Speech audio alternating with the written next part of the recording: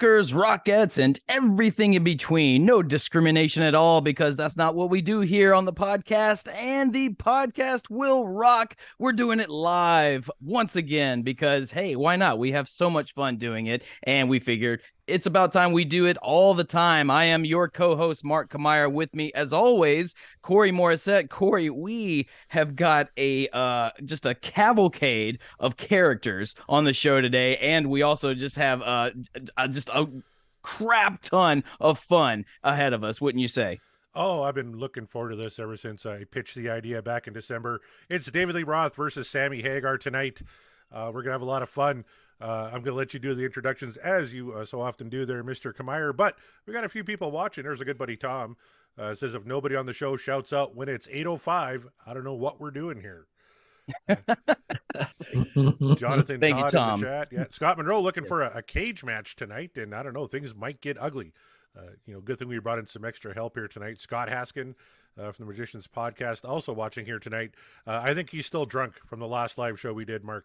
Wow, what was that an evening? You didn't even make it all the way through. No, I was about to say it's a wonder any of us are even still sober from that evening. It's certainly I needed to take a day or two to fully recover. Probably not going to run into those issues tonight, but you never know. The night is young, and we have quite a lineup ready for you all. As you say, it's going to be a clash of the Titans, this show. This is the show, I think, that even before Corey and I really understood what this show would become, what it even was, I think deep down we knew at some point a showdown was going to come into play, and the showdown has arrived. It's David Lee Roth versus Sammy Hagar. I know we don't like to put these guys up against one another, but we figured, what the hell? There are two camps. There's always two camps of Van Halen fans, the Sammy guys and the David guys. Apologies to Gary. Take a shot, everybody. But that's just the way it goes, and thus we are lucky to have friends and fellow podcasters who also really enjoy being on different sides of the camps. So let's bring them all together and just see what happens. So without further ado, representing the camp of David Lee Roth from the DLRCast, our friends Darren and Steve. Hello. And on the other side of the camp, not to be outdone, representing the Sammy side from the Bogus Otis Show, our good buddies Darren and Brent. Hello, everybody. Please make your introductions. Say hello to the people. Hey now. Welcome to the Cabo Wabo.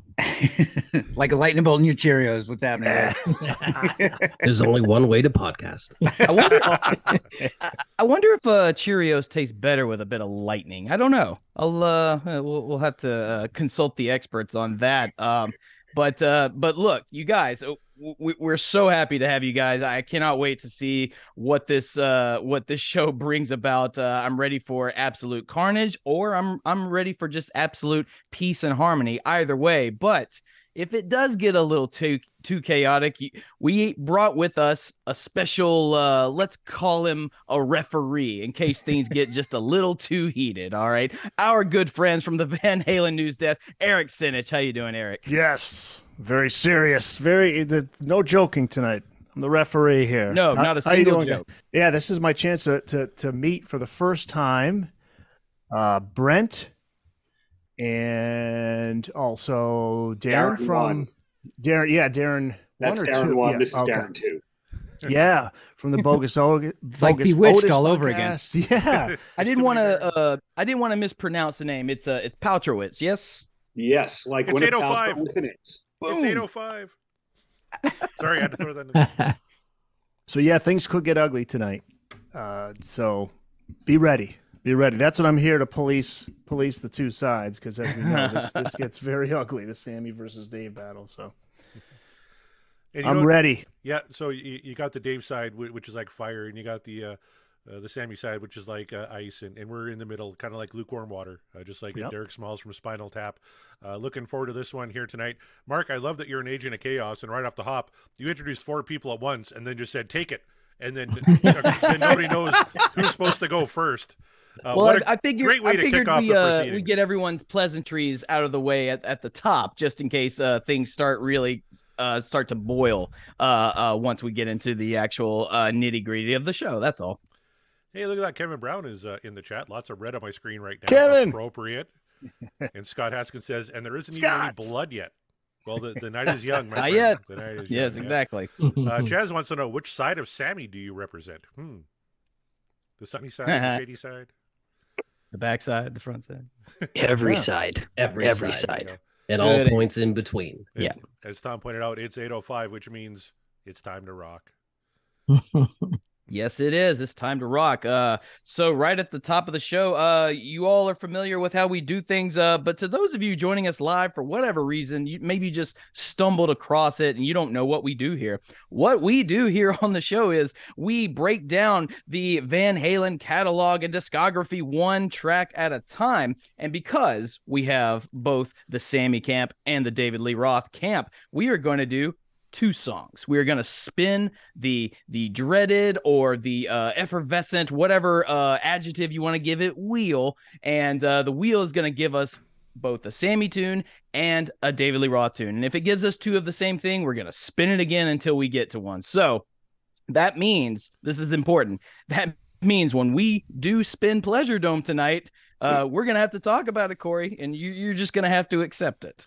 Oh, I'm ready for that. And actually, Chaz, I think he was already manifesting spanked because he's a son of a bitch. But the wheel has actually been very kind to us on live shows. You know, we got When It's Love, we got Run Around on the last one. We've had some big cuts.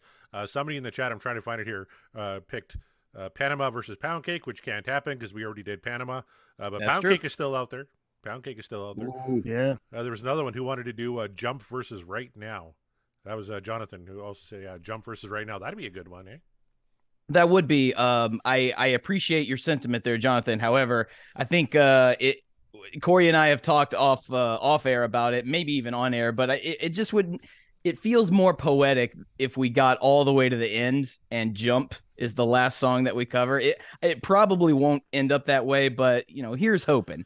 However, if we do spin Jump tonight, then we'll happily talk about it and we'll discuss. But that is up to the wheel, and we're not there yet. While we have him here on the panel, we always like to bust in with some Van Halen news, if anything's going on in the world of Van Halen. And let's just go directly to the source. Eric Senich, I'm looking at you, man. What have you got for us? You got anything you want to talk about? Yeah, some really cool stuff. Actually, did you guys from the Bogus Otis podcast talk about and see Sammy's 75th birthday bash, which was streaming? You had to pay for it though. It was on. It was TMZ. TMZ presents Fox News is who streamed it. Yeah, I've tried actually 6 Ways to Sunday, and the problem is, just like Sammy's rum and tequila, we can't get it up here in Canada. Geo-blocked. Oh, yeah. Wow. Yep. Oh wow. I Okay. can attest to that. So send help, please. Yeah. We posted that back on January 10.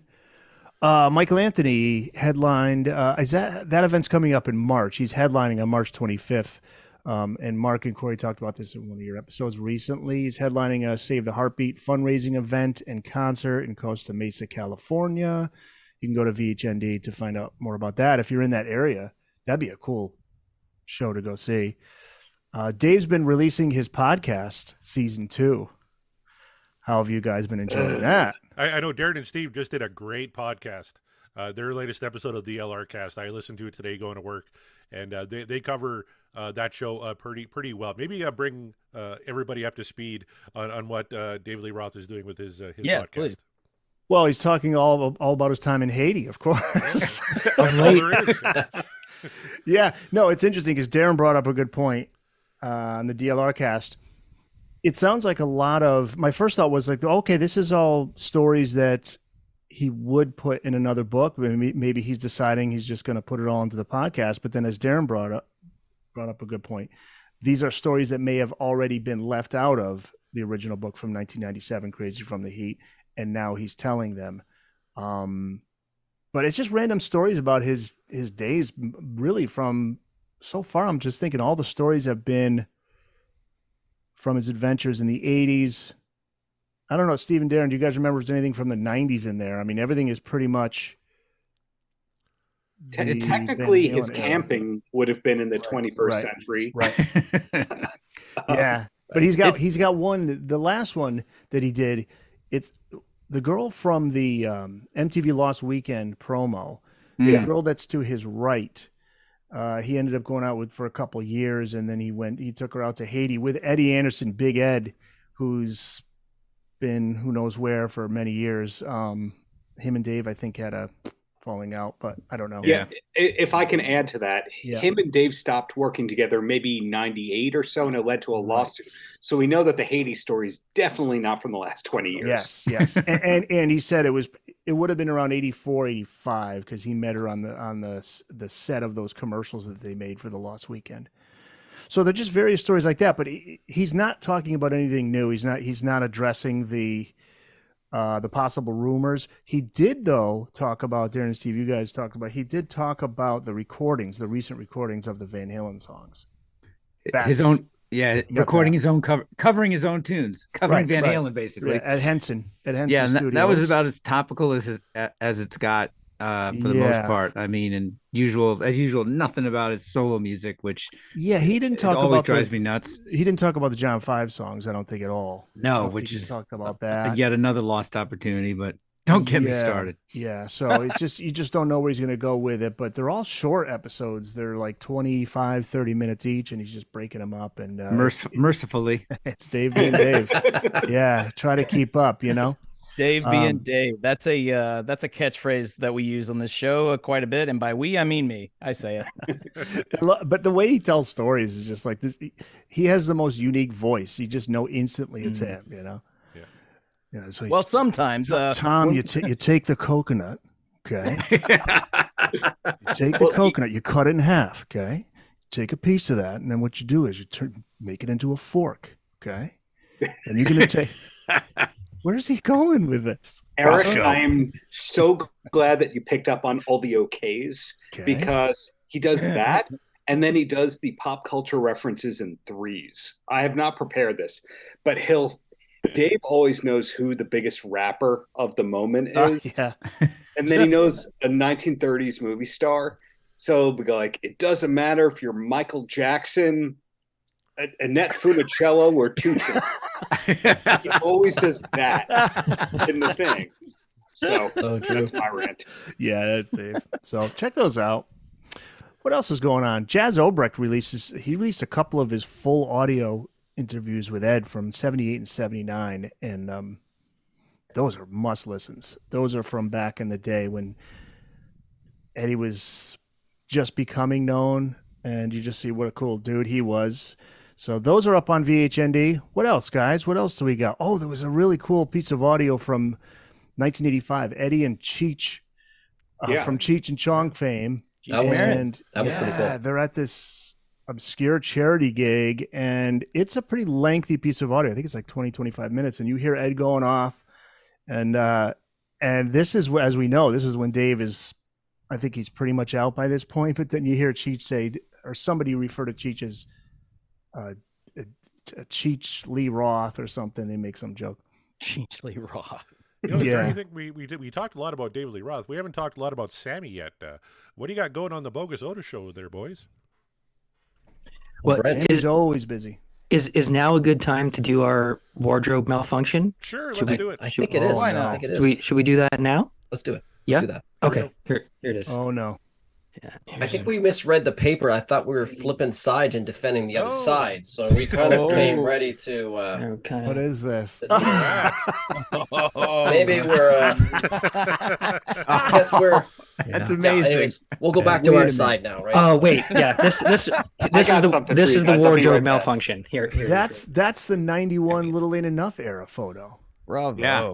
Dave leaning forward with the. All right, that looks better. All right, all is right in the world now. That looks better. Oh, there you go. Look at that that official We're shirt. Oh, Derek, All is right in the world, except for I just saw that there's a Mariano in the chat, so I don't know if all is right in the world. We'll see. No. Yeah. Yeah, have they talked about the hamburger from Better Off Dead yet? What did I miss? Well, everything and nothing. Sorry for that commercial break. Now we have the proper garb. Look at that, man. Look There at it the is. fancy Perfect. shirts. We should talk a little bit about tonight because we build this as the ultimate grudge match. David versus Sammy. By the end of the night, we are going to definitively prove who the better frontman is. Let's start with Darren and Steve in 500 words or less. Why is your guy, your fighter, the best frontman? Oh, wait a minute. Do we need a referee, official ref? I think we might need a referee, Eric. Hold on. I'll go get him. You know what? While he's doing that, Yeah. we're going to go to the tail of the tape. Here we go. The tail of the tape. David Lee Roth versus Sammy Hagar. Albums. David Lee Roth with Van Halen has 7. Sammy Hagar has 4. Sales 57 million to 27 million. Number 1 albums. David had 0. Sammy had 4. Album sales average 8.12 million for David, 6.75 million for Sammy. So not a big runaway that you would think. Sammy actually kind of closed that gap when you consider how many albums sold per record. So It's that. Go ahead, Mark. I was just. It's interesting. It's interesting because I think this was my argument in the early. Nicely done, Eric. That was my argument in the early days of the show about Sammy versus Roth, and everyone, or not everyone, but a few of our naysayers called me a liar, and I didn't know what I was talking about. But the numbers are right in front of you, so I'm just throwing that out there. Delay of game. No, we got a delay game. All right. Yellow flag already. All right. Eric's going to be throwing flags all night, boys, so make sure you keep it clean, keep it above the belt, right? No low blows. Right. Looking at those numbers, I know all the DLR guys look at that and say, oh, Dave was by far the most successful singer. But how many of those albums were sold after Sammy's popularity in the 80s, right? A lot of people went back and bought the back catalog after 5150, No You 812. So I think that gap's a little more narrow than people think. What do you think, Eric? We're talking about album sales between the Sammy era and the Dave era? Is that where we're going? Yeah. Yeah. The 1978 debut in 1984, no album during the Sammy era eclipsed those sales. I think 5150 was the highest, 6 million. And what was the total number for Sammy era and total for Dave? The totals were, let's bring it back. Bring it back. 27 million for Sammy Hagar, 57 million for David Lee Roth. But the album sales average, 8.12 million for David Lee Roth, 6.75 million for Sammy Hagar. Is that counting a different kind of truth? It is, yep. Oh, that is 7 albums. But that wouldn't be counting, say, like the Twister soundtrack and compilations. No. A lot of times artists go, I've sold over 100 million albums. It's because they were on soundtracks and comps. Right. Yeah, I mean, they had the higher charting singles during the Sammy era, I think, overall. But they never had a number 1 with Sammy. They had a number 1 with Dave.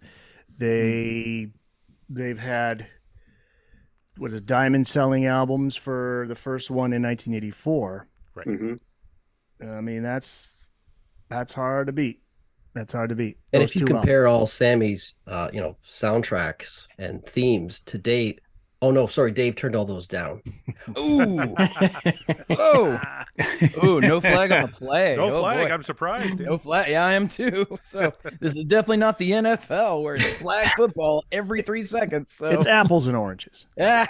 I tell you what, Mariano's not happy. No low blows. Both these frontmen are doomed. Oh boy. He wanted a dirtier fight than we were anticipating. He also says that Sammy looks like Bob from That 70s Show in that picture. I agree. No You're blows not wrong. no blows below the belt, no high kicks above the belt. There you go. Yep, David fair. Lee Roth kicks above the belt. There it is. I like that. Wow. I like that. Yeah. I like that. Good. Yeah. Tail of the tape. There it is. There are the numbers. And before we get to the wheel, before we get to the meat of the show, Corey, we've got a poll, I think. From last week, we sure do.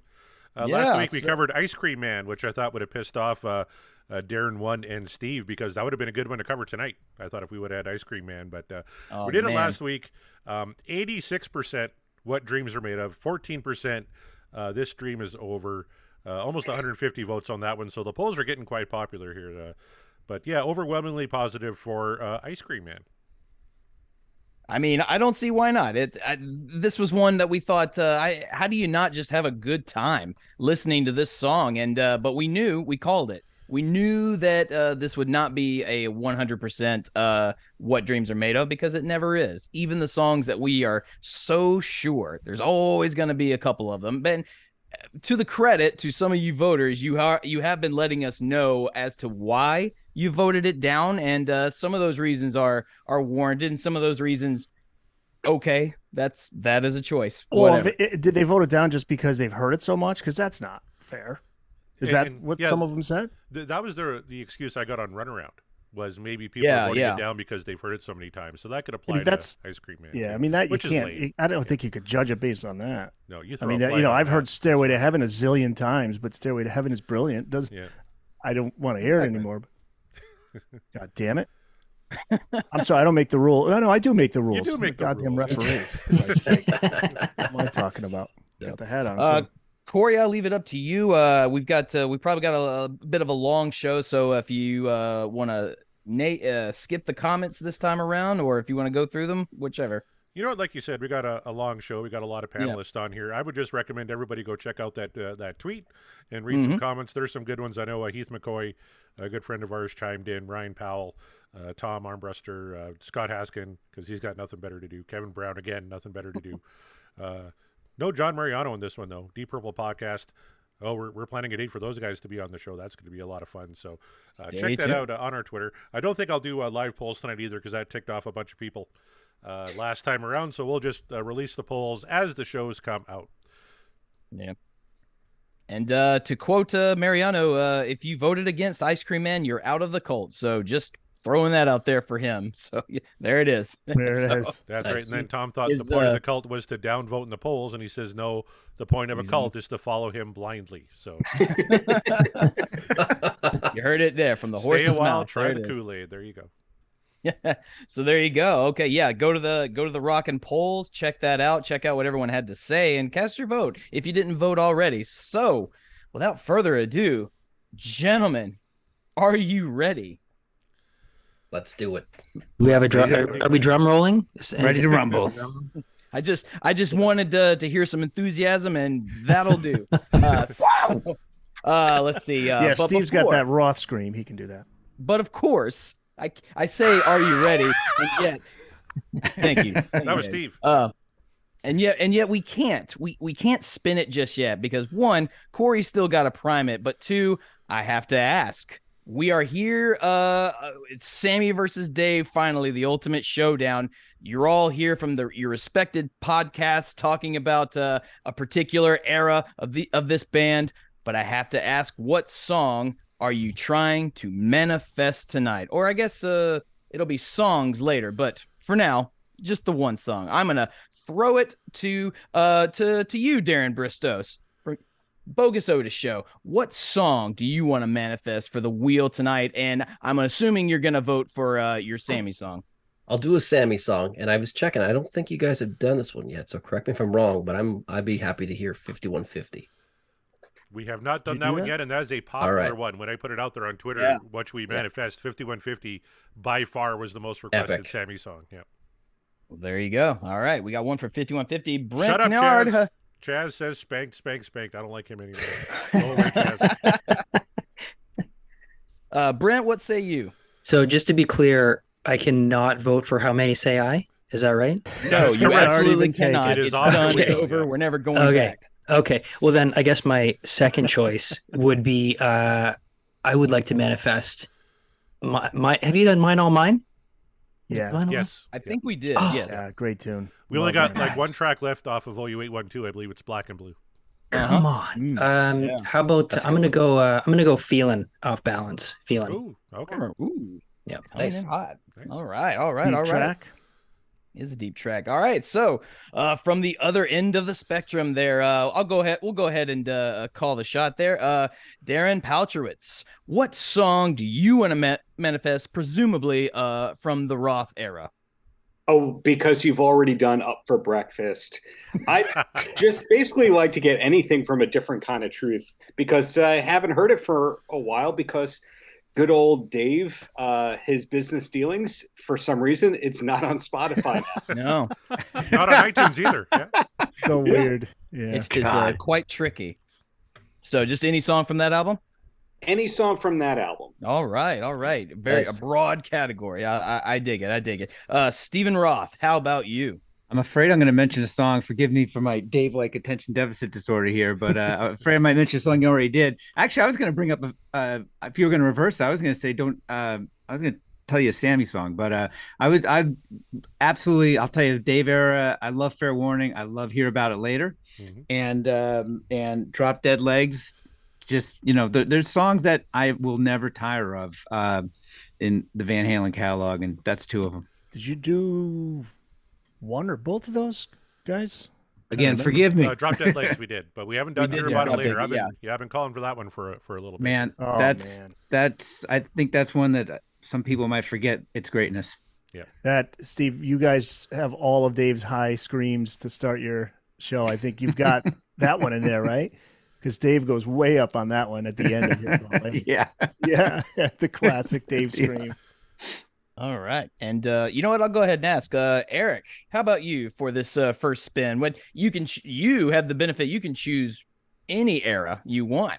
All right. Corey and I discussed this backstage off the air with the brown M&Ms removed, and we said that we want, for God's sakes, this is probably the 100th time I've requested and manifested one, Humans Being.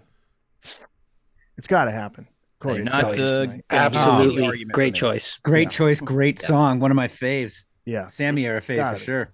Oh yeah, gotta do it. So again, that's one I've been waiting for a while. You and me both, so I'm gonna echo that sentiment because why not? So Corey, what say you for this first round?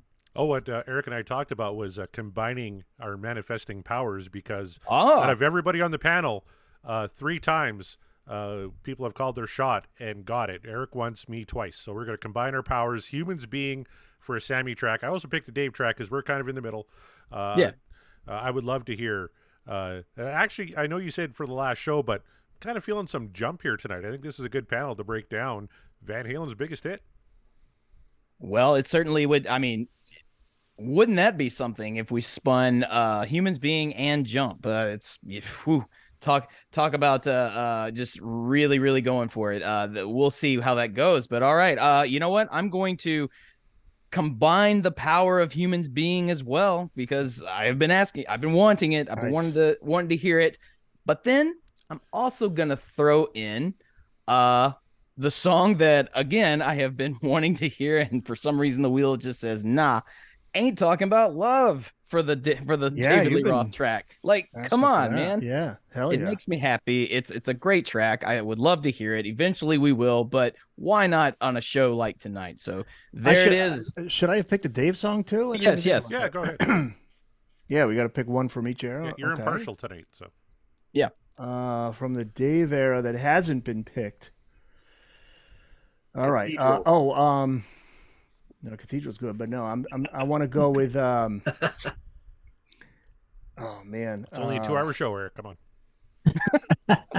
No, I know, no. Just stick the 1984 intro. Dave does have a co-write on it if you look through ASCAP. Oh, very fascinating. I like that. I'm thinking I want to go with something from Women and Children First. Like, I'm trying to think. What did you do from Women and Children First so far? Good question. We did almost the entire second side of Women and Children First. Yeah. Did you do? Okay, though you did almost first side. So you may have already done Romeo Delight. Did you do Romeo? We have not done Romeo Delight. Okay, Romeo Delight. That's the one. You and a lot of people, or there's at least 1 or 2 other people in the chat asking for Romeo Delight. A lot of votes for Romeo Delight. Yeah. Okay, there you go. Well, there you go. The manifestations, at least the first ones, have been made. We are now, I think, ready. If the wheel is primed, Corey, I know I'm ready. Everyone on the panel is ready. Are you ready? Is Sammy ready in the back? Oh, I'm getting there. I just need a minute. I got a lot of things going on right now. Yeah, he does. We're gearing up, you guys. This is a big show. It's a big panel.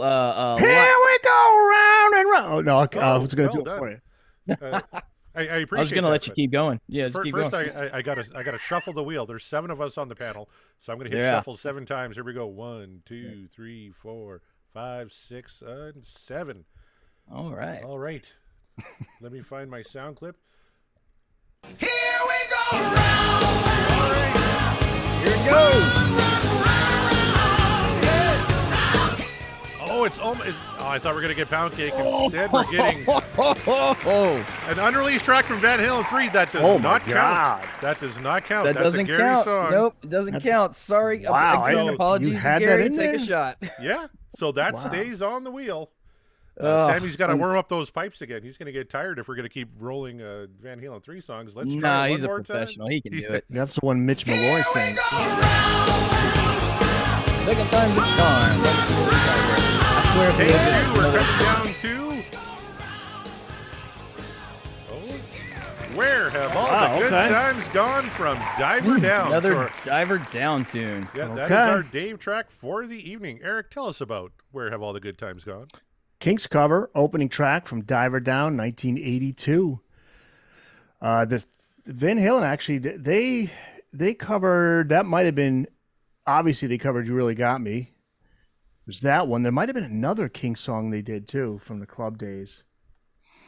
But that's pretty much the brief overview of that one. It's one of the many covers on Diver Down that Eddie was not a fan of. But interesting though, it's not like your typical hit single. The choice was pretty interesting. So a lot of people didn't even know it was a cover, unless you really knew your Kinks history. Do we have any hardcore Kinks fans on the panel? I like the Kinks. There we go. I was one of those folks in 1982. I did not know it was a Kinks song being a sophomore in high school. I think it's a great album opener, though. I'll tell you that. Yeah. You dropped the needle on that when I first got it. I was like, totally, fell in love with that riff right away. Yep. Then I saw the credits and went, hey, isn't it the same guys who wrote the song on Van Halen 1? So back in high school, it came around full circle. Right on. And may I'm out of line for saying this because I'm on the Sammy side, but Little Guitars is, that could be its own album right there, right? Yeah. It's all right. Yeah. It's all right to admit that. Kevin says, there's an interesting DLR cover. And then Jonathan says, spin again, no covers. Or he says no covets. No covets. Yeah, we're not coveting anything here. But that's not Josh Todd from Buck Cherry, right? Yeah. No. Apparently Kevin Brown is a huge Kinks fan, so it's ironic that he's not on the panel with us tonight. But he's watching. He'll be chiming in the chat because Kevin loves to talk. But Darren 2, the second Darren from Bewitched, you're on the DLRcast. What is your thought on Diver Down and on this track? I like it. It's fine, but it's not one of my 15 favorite Van Halen songs. Probably not one of my 25 favorite Van Halen songs. But it's good. I mean, bad Van Halen is still pretty good. Well, we thought that too, and then Van Halen 3 hit. Well, we're not going to talk about that. Fine. Many say come on. I'll tell you, it's the only cover I like to still listen to from Diver Down. Really? Yeah, I mean, Pretty Woman, right? I mean, well, Dancing Straight still dig, but Pretty Woman I long ago kind of got tired of. Just, there's just some songs you just, All right. I want to get the thoughts on the panel on this because I got some people, I'm not going to single you out, Jonathan, bitching that we should spin again because it's not fair because this is a cover song and we can't adequately compare David Lee Roth's lyrics to Sammy Hagar's lyrics. Yeah. So is that semantics at this point or do you guys want to spin again? Whatever makes the people happy. Whatever. I vote to spin again. I mean, Dave's customer is always integral, right? Okay. Customer. Yeah, is that's always fair. Right. I mean, I'd give some props. Darren and Steve have said it a couple. I think we've heard you guys say on 2 of your episodes. You're happy that the Bogus Otis guys don't hate you. We can't hate anybody. we love everyone. And honestly, I love Diver Down. To me, it's as much as there's some darker stuff on there, like Full Bug is a bit of a dark tune. Oh, yeah. To me, Diver Down is kind of an upbeat, happy album, and that's what Darren and I talk about all the time with the Sammy era stuff, right? Those albums are happy Van Halen. They're happy. Yeah, I love Diver Down. So You John know Mariano what? says if this is WWE, we'd be chanting bullshit on that spin. So pretty unanimous in the No, this chat. ain't the that we spin again. WWE. However, yeah, it is pretty unanimous, and I am inclined to, even though I'm the one who's just like, no, we can't destroy the integrity of the show. I'm going to agree. It's a cover. It's semantics. So yes, I think we absolutely should spin again. All right. So let's hope for Intruder this time. Okay, for the I got to make sure I got For the third time's a charm. Man, we're gonna be spinning this dumb thing all night here. If it's another cover, I'm just gonna laugh. It's okay. Every time the wheel spins, we get to hear "Run Around," so that's cool. Yeah. Every time the wheel spins, an angel gets his wings. Here we go. No whammies, no whammies. Good advice. Oh, what did I say? What did I say? Oh my God! What did I say? There it is. Come Oh my on. goodness. That's There three. it is. Wow. There, Jump. man. Well, There it is. how about that? Well, there goes a fair fight between Sammy and Dave, because what the heck is going to match up to Jump? God. Oh no, It's there's fixed. some Brent, clunker it's lyrics fixed. in It's Jump. fixed. There Oh are no, some we'll real get to it. We'll get to clunker it. lyrics. Don't worry. I don't know that we need to really say too much at the top before we start playing the song, because I want to save it until we actually start listening to it, hearing what Dave is saying, listening to the music, and then we can chime in and just have a brawl between us all. Tell you what, the chat is very happy. Tom points out you're not destroying the integrity; you're holding to the premise of the special episode. So there you go. It And is, yes. now we got Thank Dave. you, Tom. Yeah, woohoo! A lot of happy guys. Sweep the keg, Dave. Okay. Oh, Mariano may be a keg deep at this point. I don't know. Jonathan says now we have a show, as if it sucked up to this point, but now that we got It was all garbage until now. So yeah, that's fine, fair. Look But at that. 3 manifests now in however many shows we've done here. 62, 63 we're on. So yep. Head to your local casino and may the odds be ever in your favor. So tell you, there's some people who are not fans. See, Flame there are says people jump. that don't like it. I'll come back for the next hour. Ouch. Yeah. well, there are people that don't like it. Sorry, Rava Flav. That I'll win him back. I mean, Hey, Rava Flav, look up my interview with Flavor Flav from last week on YouTube. I think you'll enjoy it. Free plug. Yeah. Paltrowcast. Yeah, there's, like I said, there's not a lot to really say at the top because it's Jump. This is arguably classic. No, it's not arguably. This is their most famous song. So I mean, Eric, you would agree with that. Yeah, you're the expert. I'm not an expert. I love Jump. Manifest with 2 mulligans deserves an asterisk. Fuck you, John. Does not. I'm the home run king. You are. You're the Babe Ruth of podcasts. That's there, right. Corey. Yeah, I love Jump, man. Jump is just encompasses all that is great about Van Halen, if you include the video. Right? Well, So you got Dave doing his visual, all the acrobatic moves that he did, and that video sent it to #1. Mm-hmm. yeah, there's a thing, you kids listening out there. There were these things called music videos. They weren't on YouTube. We had to actually watch them on TV because MTV actually did that. MTV used to stand for music television. And you see these music videos. That's how we got wind of so many songs and the corny videos that would accompany them. This video, however, is very fun. We all know Jump. We're all, I think, ready to talk about it. Fighters to your corners. Tighten up your gloves and let's just get ready to just take a whack at it. Corey, whenever you're ready, let's do the thing. All right, here we go.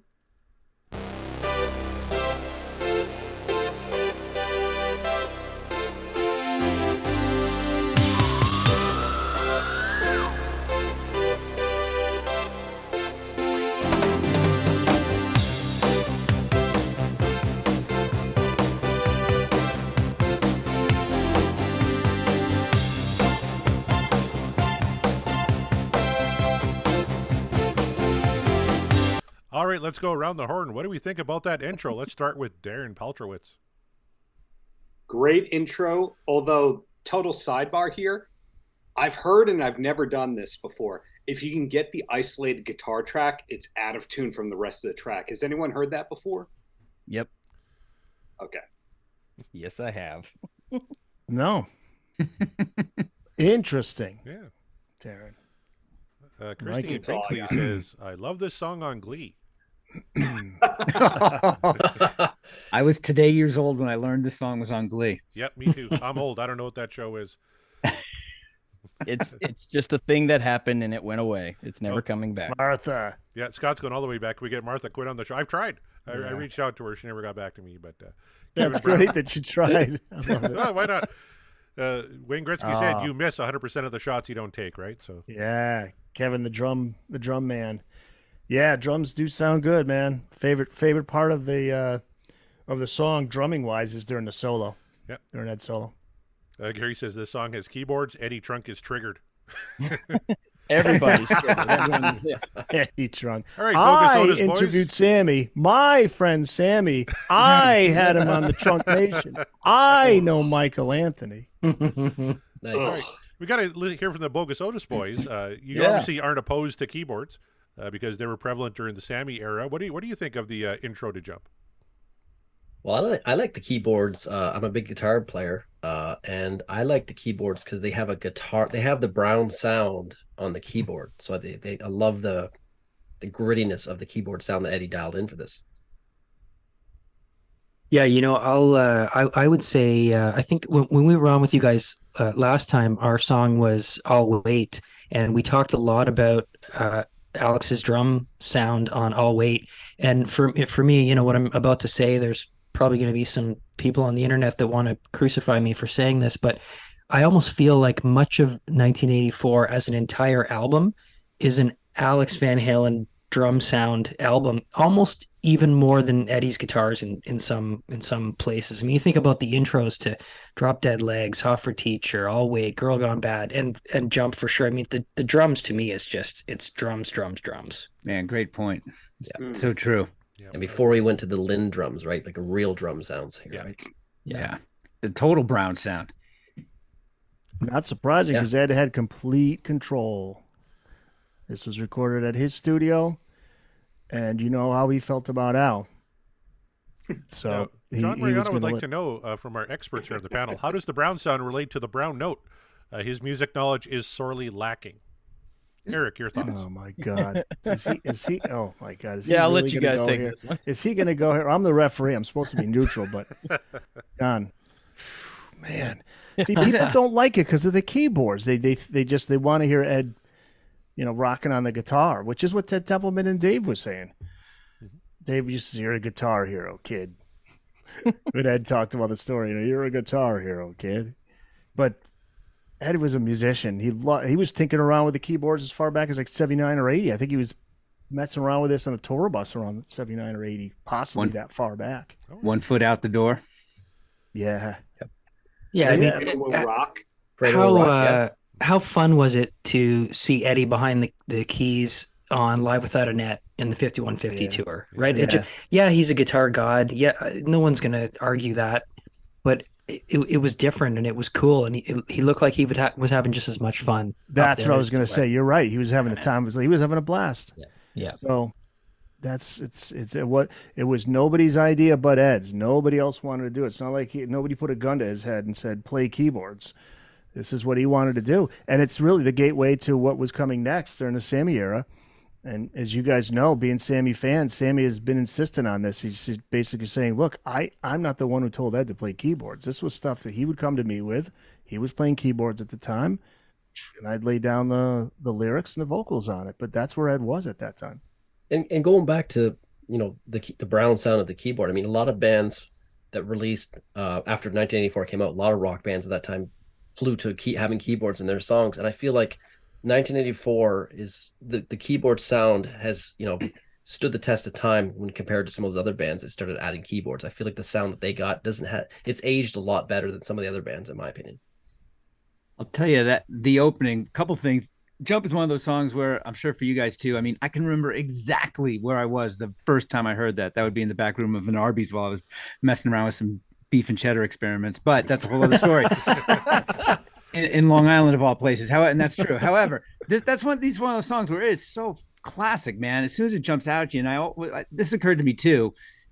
that opening comes at you so quick. If you're a radio DJ, and for so many people at radio, this is the top 40 because this thing just exploded. You could not fuck around with that opening. You couldn't, all of a sudden suddenly start talking over and say, traffic coming up on the 9s next on Big Hit 103 or whatever. Hit the no way. post. Exactly, man. You had to fucking nail it with this song because the keyboards, were instantaneous, right? It grabbed you immediately. Those drums were just explosive. The scream, it just launches.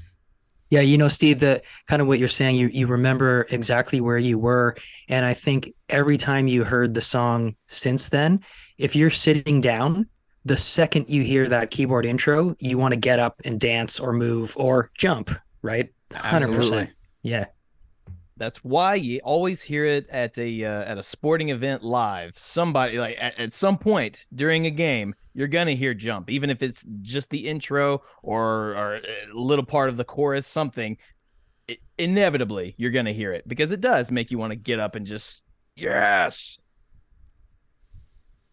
Classic 80s rock tune. That's right. I get up and nothing gets me down. You got it tough. I've seen the toughest around. And I know, baby, just how you feel. You got to roll with the punches and get to what's real. All right, Sammy boys, here's your chance to take a shot at David Lee Roth lyrics. What did we think of that first verse? Go, Darren, go. I don't mind it. It's definitely not his best, but it kind of fits the lightheartedness, kind of breezy of the tune. So I kind of, I'm listening to them, but I'm not listening at the same time. David Lee Roth, guys, your chance to respond. The lyrics are fine up until that point. You asked the Sammy guys on the wrong verse. What do you think of the lyrics? Because the first verse is totally acceptable. I think it's fair to say that Roth he's a brilliant lyricist, and we're not even going to go down the path of Sammy's lyrics until we get to our Sammy tune, because everybody likes to beat him up for a bunch of different lyrics. But for me, Jump lyrically is certainly not Dave's finest moment from start to finish. I mean, it fits, but Jump is Jump because of the music. I mean, he's got so many brilliant rhymes and pieces of his lyric writing, and Jump is it's not one of them. I'll tell you this. Listen, this is no name your other Van Halen song here with a there's no Drop Dead Legs, let's say, or Top Jimmy, right? With his great story, but that to me the lyrics are perfect and for what this song is, and they match perfectly with the upbeat sound. And that first verse there, that's like a little motivational speech right there, right? I mean, you got it tough. I've seen the toughest around. Just, you know what I'm saying? It's like you're ready to go as soon as you hear this thing. It's back to Mark's point about every sporting event you've ever been to in an arena or a stadium. It absolutely fits getting everybody hyped and pumped up for sure. All right, here's our first trivia question for the night, gentlemen. And I expect the DLRcast boys to know this right off the hop. Rolling Stone ranked Jump on their updated list of the 500 greatest songs of all time. What number is it on that list? Because it's a slam dunk for the DLRcast, let's start with Steve Roth. Steve, what number on Rolling Stone's 500 greatest songs of all time is Jump? Oh, man. I want to say, if I recall, and I'm going to be wrong because usually I try not to pay too much attention to Rolling Stone, but I think this was like somewhere like 11 or 12. 11 or 12 of the 500 greatest songs of all time. Okay. Let's go. Let's pick one of the Sammy boys here. Let's go with Darren. I'm going to say it's above 250 somewhere. Above 250. Way to take a stand, my friend. Darren Paltrowitz, what do you think? Is this like the Price is Right, where you win by guessing under the amount, but you get over? And we always play Price is Right rules. You have to get closest to the actual number without going over. Yeah. So Steve said 12, so I'm going to say 13. 13. There you We're go. both. I think we're both out of our minds. Yeah. Brent. I'm going to put it. I'm going to put it number 99. 99. All right. Eric Senich. 111. 111. And Mark Kmeyer. As far as like greatest of all time songs, what number? But try to think from Rolling Stones perspective. Yeah, so hit yourself in the thing, head a you few know? hundred Yeah. times and then guess. Yeah. I'm gonna say 8. 8. Ooh. I'll tell you Wow. what, Eric Senich wins this round. The correct number is 177. No, Wow. no. I knew it. 177. I gave him too much credit. The Rolling Yeah, Stones. I knew it. That's Yeah, my I knew bad. it. Yeah, they that's Yeah. Rolling Stone, yeah. Oh, God. Mariano's comparing the song to A Man in Motion. Oof. Not good.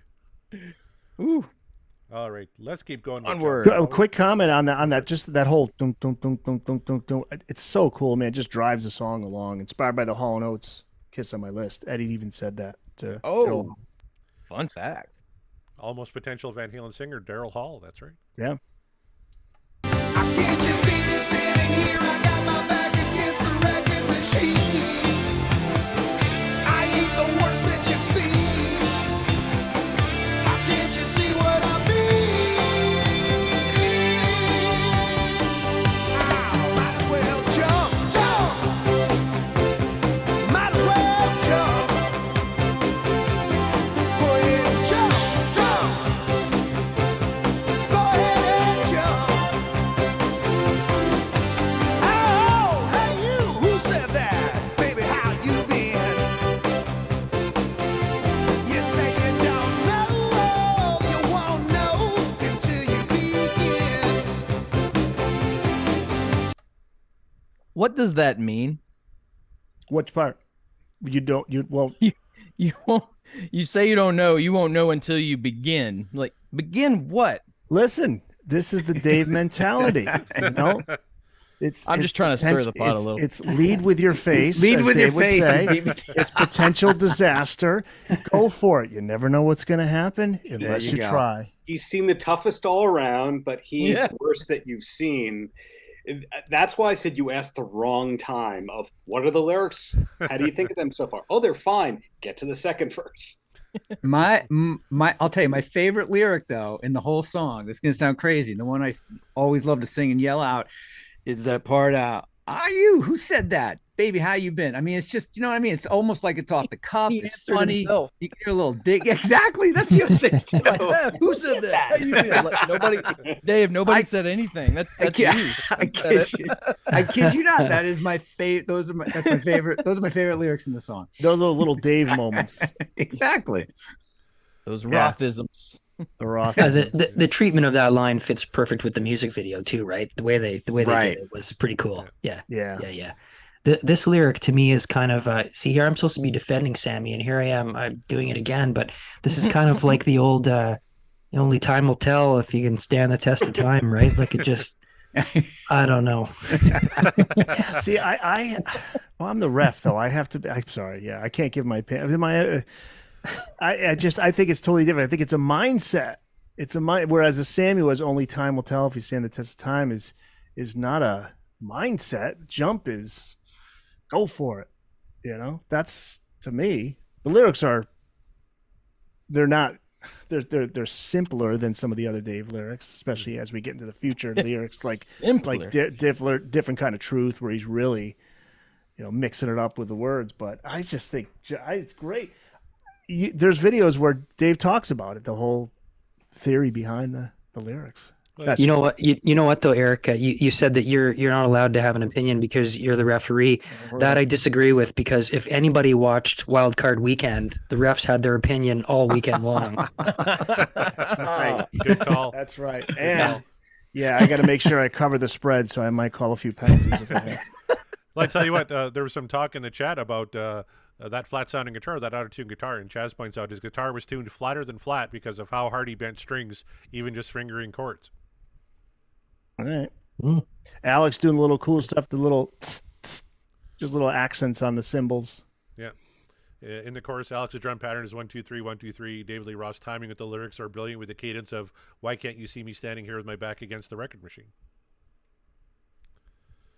Good comment there. And what's a record machine?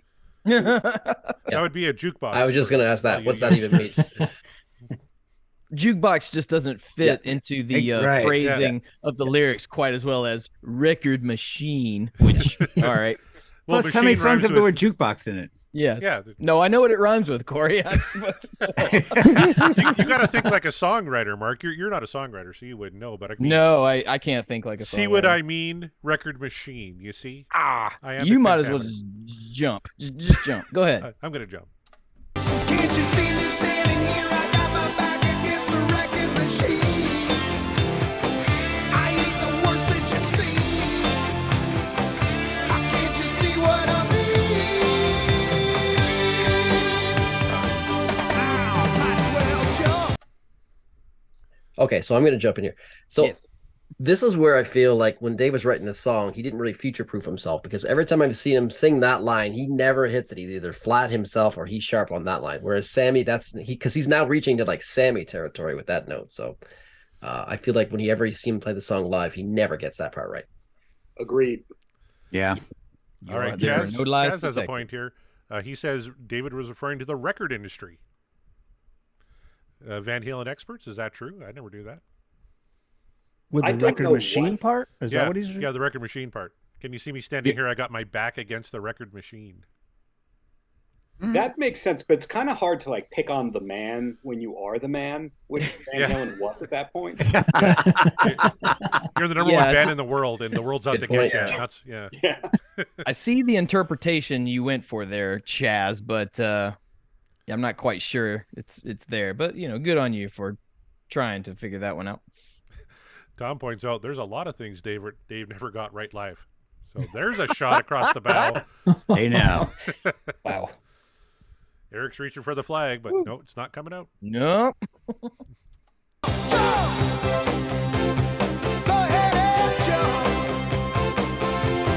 Might as well jump, jump. Go ahead and jump. Jump!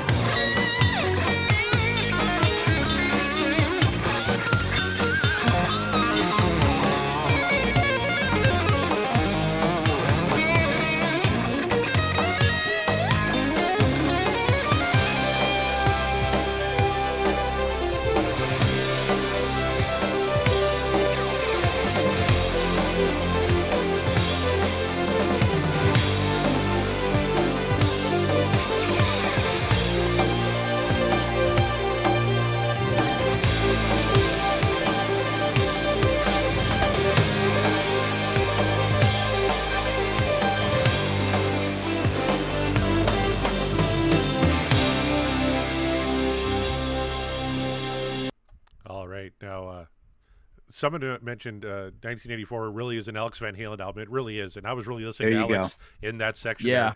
There.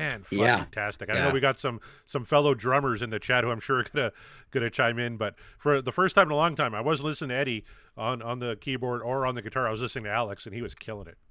And he really was, right? I mean, the cymbal work in there and the on and off rhythms, and I mean, that song could have been something so simpler for any other band, just an easy rhythm underneath the solo, but he's in a bunch of different directions, yet it works, right? I mean, I was really listening to it too, and it always reminds me of that it's just this weird back and forth kind of ping-pongy sort of work there, right? But it all fits perfectly.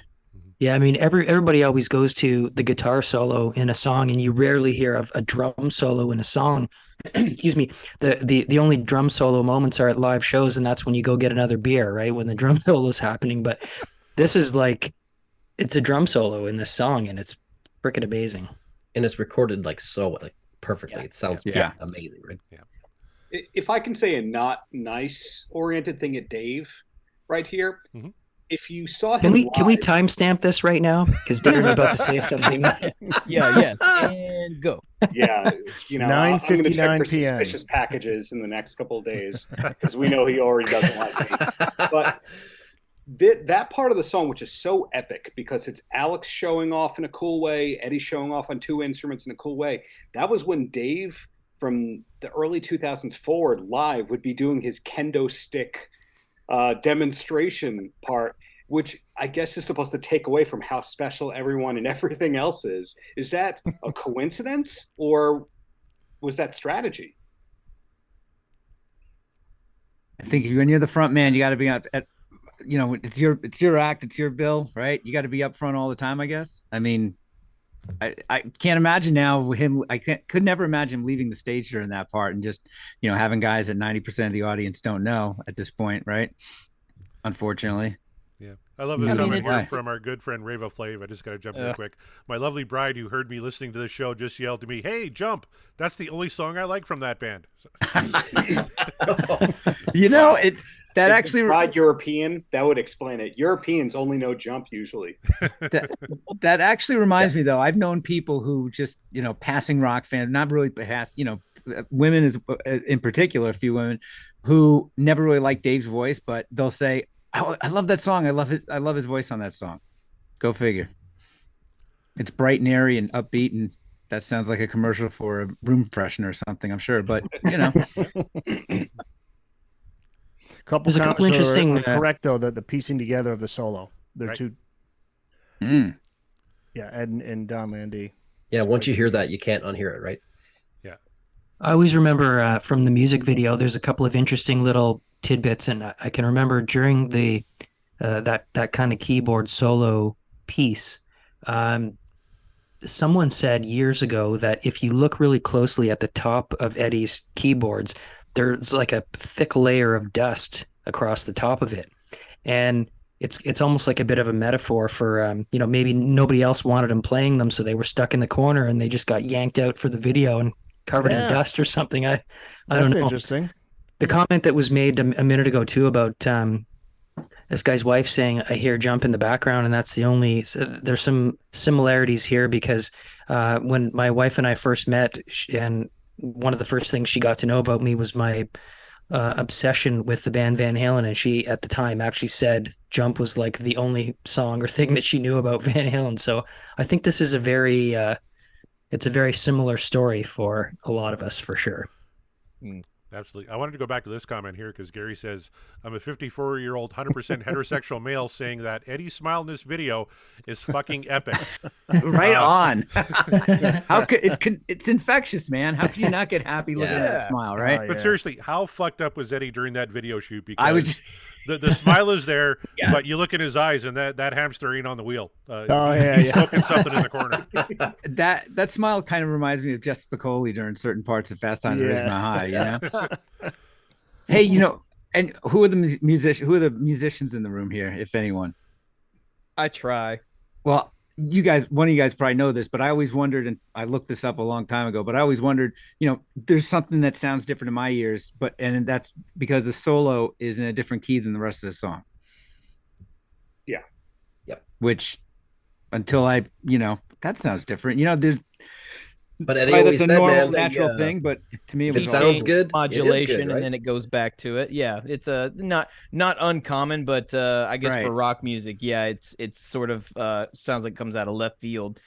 But Eddie, being Eddie, knows what he's doing. He understands, his theory. He understands what's going to fit, and this solo fits like a glove.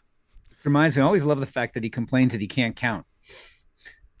Right, he used to complain in interviews, I can't count in a song, I got to look at Alex, I can't, but I'm sure there's some exaggeration there, but his, in his mind is just so, I always thought it was so, took place he was almost like a Brian Wilson of rock, right? I mean, it was just like he was hearing things people didn't hear, and that's one of the weird reasons. That's why I think for like so many other bands, you hear a band try to cover a Van Halen song, they're never even going to come close. Yep, that's right. A couple more comments before we get back. Especially when they're Dave. Hey, well, I walked right into. That's like walking into a rake, right? I had to say it. Darren hits with the right cross. Let's go back to the comments. Gary says, "Rainbow Flav, she's got to have some other quality you like." And so Rainbow Flav said, "Gary, she bought me a bottle of 23-year-old Pappy Van Winkle for my birthday. She's a keeper." Here's a good comment. "Is that the only Eddie keyboard solo that sounds like he's playing guitar on keyboards? The tapping like runs, the phrasing, and the structure feel like one of his guitar solos." Yeah, good point. Yeah, I think so. I mean, it's certainly none of the other keyboard solos really stand out. Well, I don't know. I'm blanking. Please feel free the main riff to right now. Obviously, it's not the solo. Oh, that's like shredding. Yeah. Yeah, and if you see in the video for Jump, when you see him doing the last part in the video, he's actually using the same, like his fingering, his pattern of his fingers that he's playing is like same thing he does on the guitar, but on the keyboard.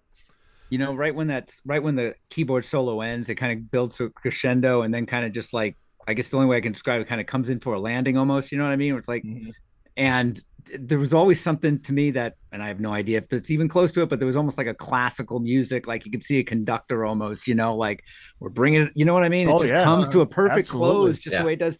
And I've always, man, Alex's cymbal work, there's just a sheen to it. I know I've talked about this before where, you know, whether he's riding or just he fills so much space.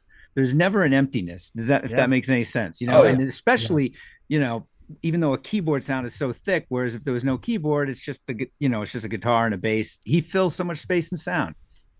I think the only time that song's ever been played with an orchestra would be 2004, Dave, July 4.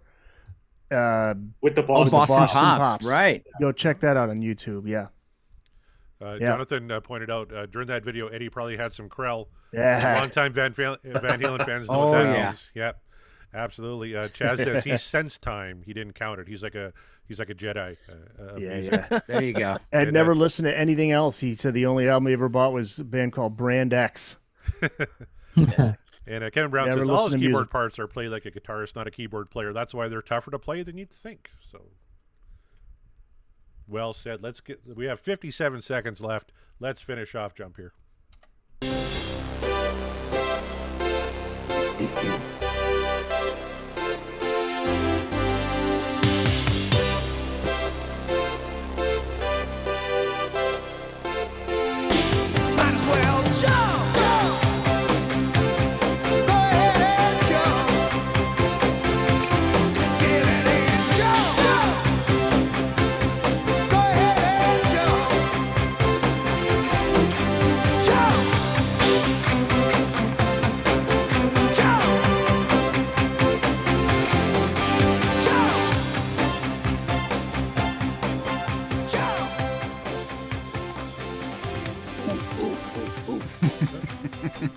I love that part that Al does.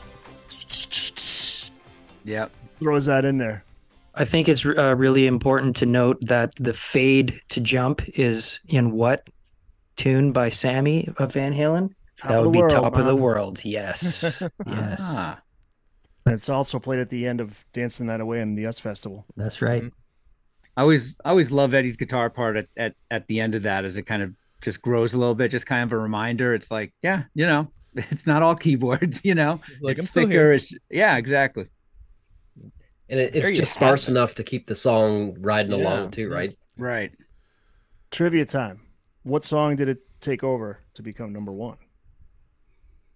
Was it Beat It or Thriller? Nope. Nope. Spent 5 weeks at number one. Didn't start off that way. It was like number 47 when it started in late December, and then when the video hit, went to number one. Give up? Yeah. Was it a Madonna song? Was it Madonna? Well, no, but this is a band who had a lot of hit singles in the 80s. Oh wait, was it Duran Duran? Nope. Damn. Was it Toto? Nope. I just read this. I should know this. Not Foreigner. Nope. Yeah. Whitney Houston, Tom asks. Whitney Houston, nope. I think this is pre-Whitney, right? Whitney came out in 86, right? Guess for Madonna, guess for Billie Madonna, Jean. no. Billie Jean, no. Give a clue. The lead singer was part of Do They Know It's Christmas in the one of the early Culture verses. Club? Wham? Yes, Culture Club. Oh.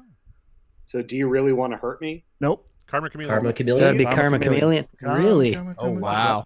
Interesting. Okay, so I have a random question. I should know this, but I don't.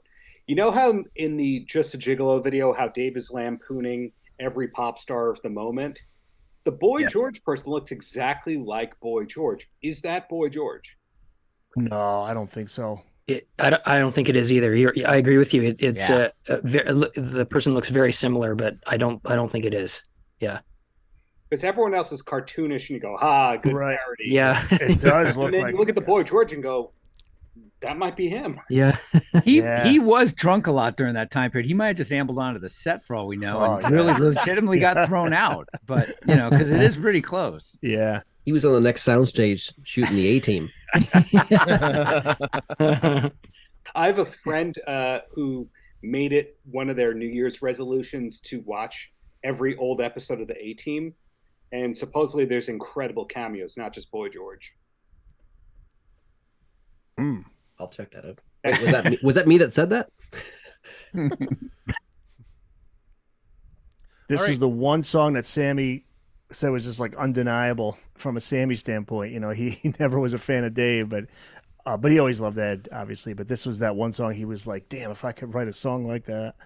Well, I tell you, we got a couple of requests, and people asked if you spin a Dave song that Sammy has played, will you play a little snippet of that for a little compare and contrast? So I have live right here, right now, queued up, and Sammy's version of Jump. Should we listen to a little bit of it? Yeah. Let's do it. All right. This is for you. It's for you.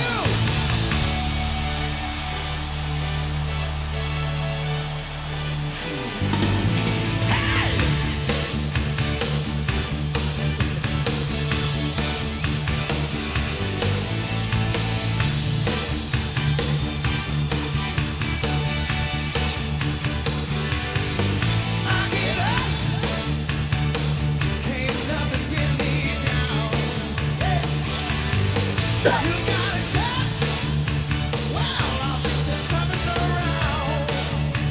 Oh, and I know, baby, just how you feel. Woo. You gotta roll with the punches to get to what's real. We'll play it through to the chorus here. And can't you see me standing here? Got my eyes on this record machine. I ain't the worst that you see. Debatable. You know what I mean? Wow, I might as well jump, jump, yeah. Now go ahead and jump.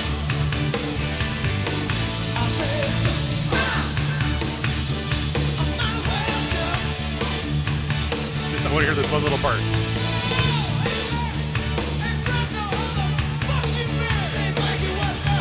Say, Mikey, what's up? Fuck you, man. Didn't he cut that in the studio that he talked about in his book that it wasn't really a live album and the tapes didn't come out well, so he re-sang the whole thing in the studio? I That think- is yeah, correct. yeah. Yes. Okay, Yep. so Fresno was the made-up city for. That's got to be, though, from the actual tape. Because that's got to be. I can't imagine he's making that up. Scott's Well, that's asking, Mikey. is that- That's Mikey saying. Yeah, he's Fresno. yeah. How the fuck you been? Scott's wondering, is that up a couple of steps? Yes. Yeah. And then Yeah, that's Kevin his- that's says, in "Great standard vocals. tuning, Who is Yeah, that?" it's definitely up in a higher key. Yeah. All right, Kevin. Penalty on Kevin, even though he's not playing the game. Instigating. Instigating. Instigating. Yeah, that's you're in the box for two, Kevin Brown. I'm not gonna. Never mind. Okay, so there is. There's Jump. We all know it. Everyone knows it. Even if you're not familiar with Van Halen's catalog, as we've learned from people in the chat, people know that song. It's their most famous song. So I guess do I even have to ask individually? But I guess yeah, sure. Why not? We'll start with Steven. This is how it works. What dreams are made of, or is the dream over for Jump? What all your 80s pop rock dreams are made of. It's a classic. It's forever will be.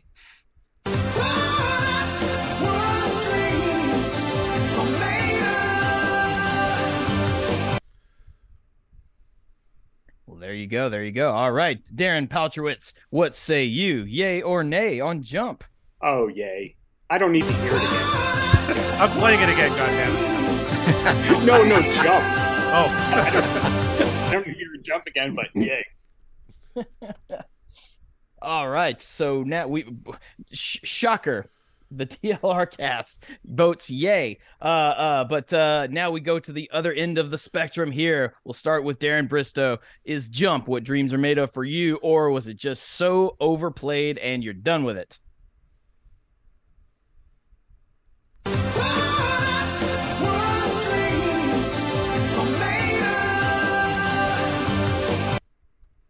But I do have a caveat.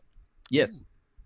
I think because we've all heard the song bajillions of times, and of course it just sounds like Dave's song because you've heard it with his voice in it first. Sammy's version, I have to say, is pretty awesome, man. I know it's biased, but I mean, he sounds pretty good. And especially there's a part there midway through where he kind of just sails through his voice. Throw the flag. So, I like it. Holding. Oh boy, that's a 10-yard penalty. There's the flag right there. No, you're right, Sam. He sings it great. When he wanted to sing it, when he wasn't putting the mic into the audience, like, "Hey, you sing it." Yeah, there's a few lines in his version. Yeah. You can tell he's fucking just half sing, doing you it. sing. Yeah. I mean, it happens. Brent, what say you? Yay or nay? Undeniably, Roth.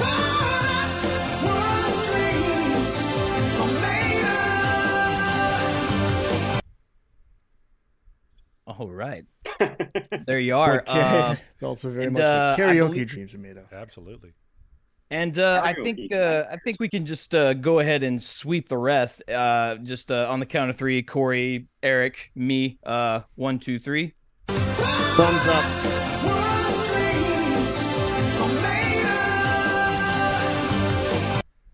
Touchdown, 2-point conversion to win the Super Bowl.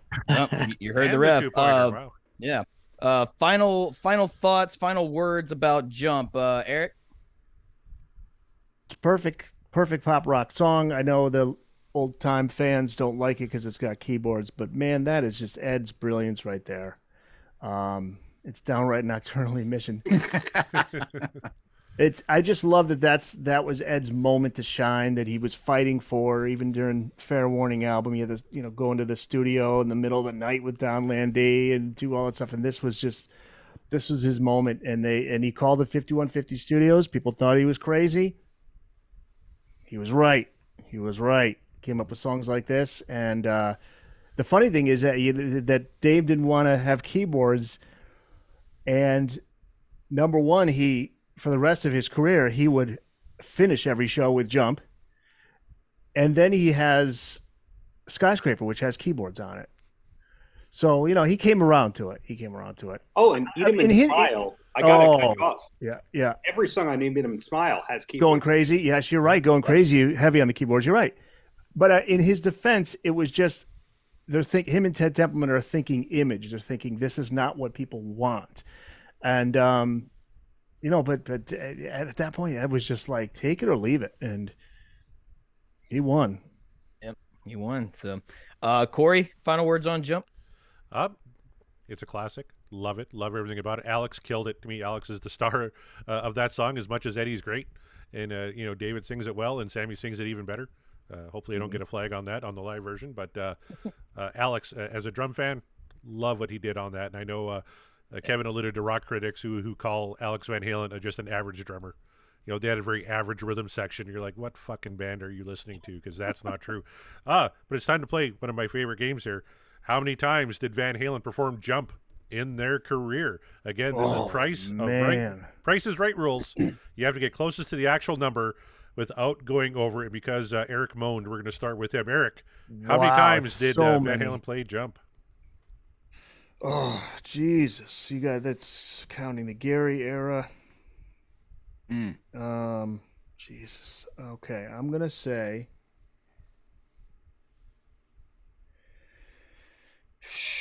2-hour show. I'm going to go with 1,500. 1,500. All right. Darren Bristow, let's go with you. I'll do 1750. 1750. All right. Stephen Roth. Man, I would say we're getting pretty close to, I'd say about 700 or 800 times. I'm trying to figure out how often they were touring when things were kind of bad, but there was never a show after. I don't think there couldn't have been a show after that song came out where they didn't play it, right? So I'd say 750. 750. All right, Brent. It's the 9 Degrees of Sammy Hagar 900 times. 900 times. Very good. Darren Paltrowitz. I'm going to say Van Halen did not tour as much as you think they did, and 500 at most. 500 at most. Mark 500, okay. And even 1,000.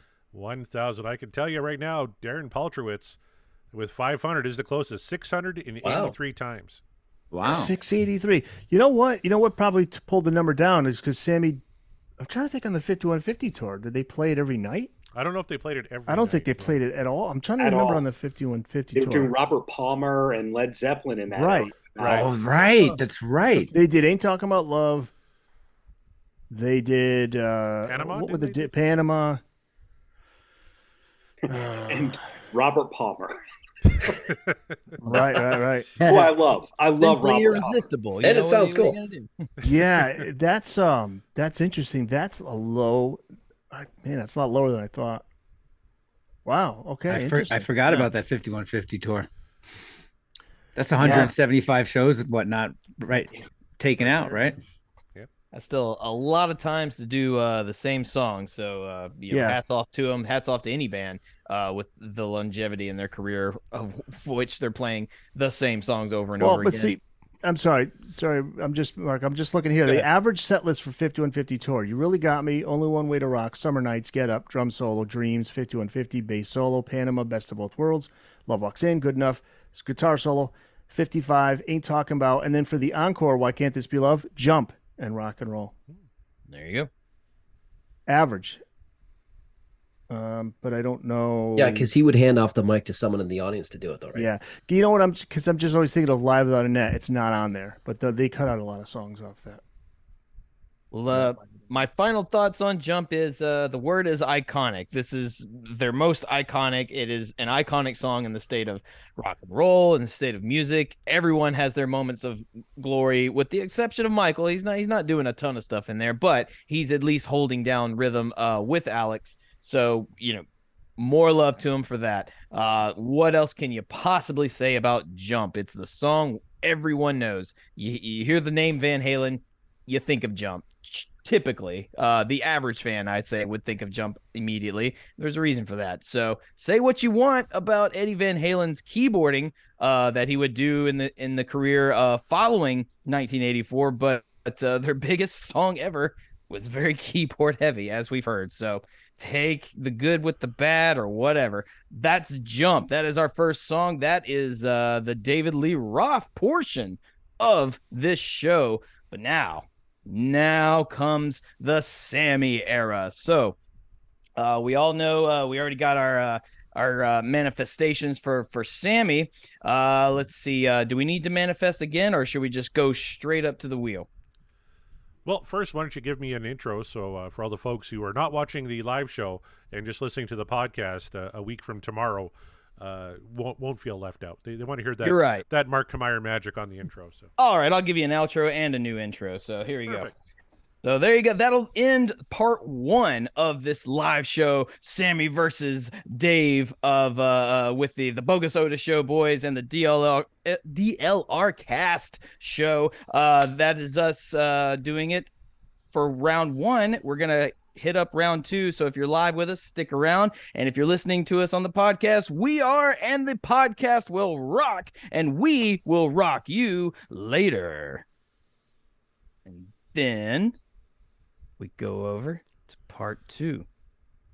So, welcome back, or welcome, all you rockers, rockettes, and everything in between. You have joined us for a new edition, a live edition of And the Podcast Will Rock. We are here, Corey and myself, and a special guest and referee, Eric Senich from the Van Halen News Desk. We are here doing part 2. So if you missed part 1, please go back and listen to it. If you're joining us live, hi, we haven't gone anywhere. We're still here. We are still here. We are here with the DLRcast folks and the Bogus Otis Show guys. If I don't want to spoil too much, but if you've tuned into part 2, you've clicked on part 2, then you've already seen that part 1. We've covered that song, so I don't have to really spoil anything. You've seen it. There it is. We covered Jump. There you go. So now it's time to get into the Sammy Hagar era. Corey, what are you hoping to get out of this next portion of the Sammy era? Well, we need an all-time Sammy classic, right? We had an all-time Dave classic on the first show, and we got the Bogus Otis boys here, Brent Kennard and Darren Bristow. Big fan of your show. Of course, we had them on the show before, and they spun a Dave tune. Finally, they're going to get a chance to talk about a Sammy Hagar song on our Van Halen podcast here. I listened to your latest episode, guys, and you guys killed it as always. But for all the folks watching live, you guys are teasing a big guest that you're going to announce on Saturday. I'm not expecting you to drop it here, but is there any kind of hints, anything you want to kind of plug or promote coming up? I don't know. Darren and I did not talk about this, and thank you for the kind words about the show. We are kind of teasing episode 13, which is our finale for season 1. But we did kind of casually talk about, do we actually drop it for the folks live here tonight, and then everybody else finds out as well. Darren, what do you think? Should we share? Go for it, man. I think you should go for it. Do it. Wow, all right. Exclusive. Okay. All right. Here it is. News, fresh, hot off the presses right here. Episode 13 to finish season 1 of the Bogus Otis Show.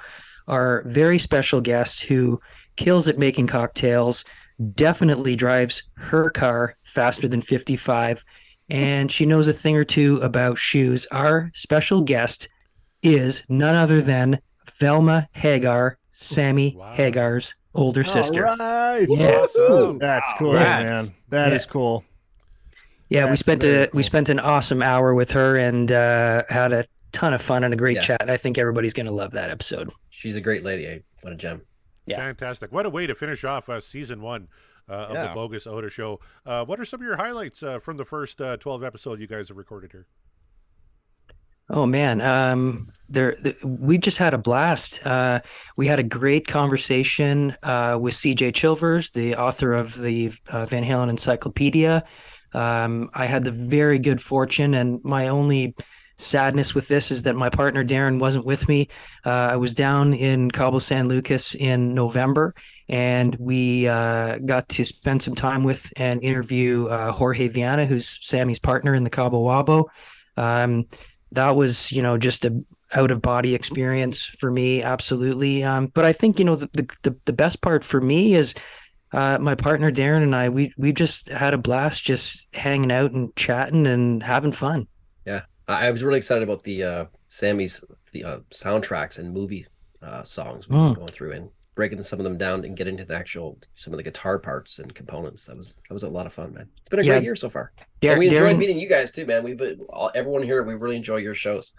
Likewise. Hats off to you guys. Yeah, and you know what? I'm gonna give a quick little plug for my partner Darren here. This guy always undersells himself, and so I'm here to make sure that he's oversold. He is a dude who is an incredibly talented musician, has some really cool little nuggets about a lot of these songs, and he's got some inside info when we start talking about Chickenfoot too. Some cool stories coming up from Darren there, so props to my partner. I can't wait. Yeah. And the latest show, you guys, Thanks, on the soundtracks, you covered heavy metal and Fast Times at Ridgemont High. Great episode. I encourage everyone to go check that out. And, of course, we have the DLRcast guys here, Darren and Steven. Fantastic episode there. You go away for a little bit for the holidays, and then Dave drops, he dropped another Van Halen cover. He dropped 4 episodes of the Roth Show. Tons of stuff going on in DLR's world, right? Yeah. Naturally. Yeah. Seems to happen that way. It's big jumps of activity, then big periods of silence when you least expect them, and vice versa. So there's always rumors going around, and it can be really hard to discern what's legitimate and what's not. But Steve and I, we have no idea if there's going to be 12 more Roth Show episodes, or if this is his new thing, or if he just gives up after another 1 or 2. No idea. We work without a net. Do you guys just text each other or call and say we got to do another episode?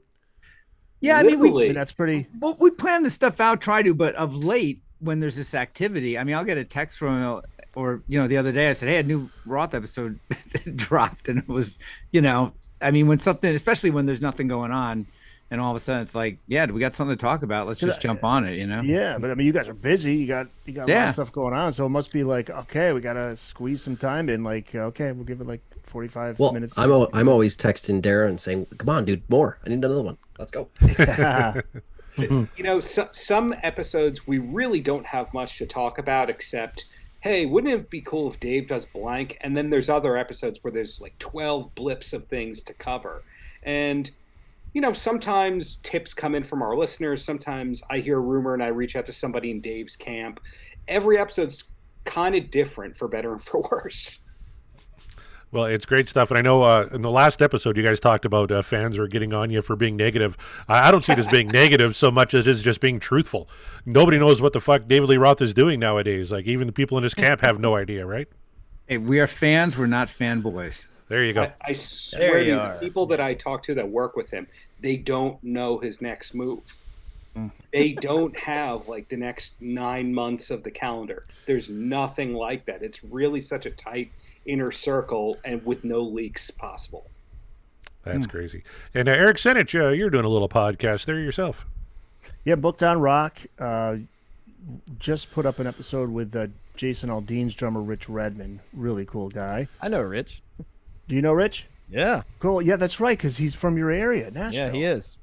And he's originally from Solid Connecticut. drummer. Oh yeah, man. He's the Modern Drummer Magazine Drummer of the Year like 5-6 times. And a hilarious dude, just as a fun little side. Yeah, and he does a whole bunch of stuff, podcast, obviously drumming, and he's got another book coming out in May. So we had him on. Basically, it's at least an episode per week. I got it. Primarily, it's interviews with authors of books on classic rock, but there are times when I have, like you guys have been on, and I want to have. I want to have the Bogus Otis guys on too at some point in the future, just like a chill and chat at times. But most of it is authors of books, and they're talking about that book and promoting it, and it's a lot of fun, man. It's we just had one with somebody who wrote a book on Yoko Ono, so that goes up. It'll be up by the time I think. Well, this is live, but if you're listening to this on audio, it's probably up by now. So a lot of fun. Bookedonrock.com. You can get all the info there. BOOKED on rock.com. And of course, VHND.com. I was just going to say, Eric, I mean, first of all, speaking of, for both of us, Brent and I, we're all fans of all your podcasts. And I want to, thank you for having us again. We want to have you guys on our show. And I also want to say, Eric, thank you for giving us, kind of give us a rocket launch on the Van Halen News Desk. So thank you for that. Yeah, we're happy to do that. Jeff is the one who tipped me to it too, because you guys reached out to Jeff first, and I wanted to do it anyway, and we love it, man. Anytime there's a podcast that comes up that's Van Halen related, it just keeps the legacy of the band going, and they're so fun to listen to. I get so hooked on listening, especially like when all that stuff was going down with Dave. I'm listening to Darren and Steve, like, what are they gonna say next? And so it's the same with the Bogus Otis guys. Like, I love the CJ Chilvers one. He brought up a great point about Van Halen 3. If you guys remember this, maybe, where he talked about how Al and Ed were big fans of like the progressive rock and stuff, and that was kind of Ed and Al's way of having some fun with that, with Van Halen 3, which I never heard that before. I'll tell you what, Kevin Brown's helping you do your job here tonight, Eric. Eric, is there any merch available on the Van Halen News Desk website? You know what? It's funny you say that. Yeah. You get this shirt there, because that's where I got mine. You see, now Marks are pulling me in on this, I try to be good. VanHalenStore.com. Yeah, VanHalenStore.com. You can get a whole bunch of things, like the EVH bar stool, right? Get that back there. Is this one for sale still? Is this one coming back, or?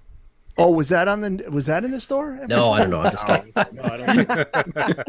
Yeah, Jeff. I need that one. Jeff Hausman's so cool, man. Like, he hooks. I got the 5150 clock behind me. I don't know if you can see that. Yeah. So anyway, VanHalenStore.com. How do you get on his Christmas list? Jeez, I could use some of that stuff. Yeah. No kidding. I think we should get a torch, like a Van Halen torch. So we're carrying the Van Halen torch. Yes. What do you think? Absolutely, that's a good idea. Nice. Or a Van Halen flag. Actually, you guys can see it. Yeah, there's the actual tour banner from 1984. A friend of mine gave me. Nice. I don't know if you can see it. Maybe move this over. See it there? Yep. Uh-huh. Nice.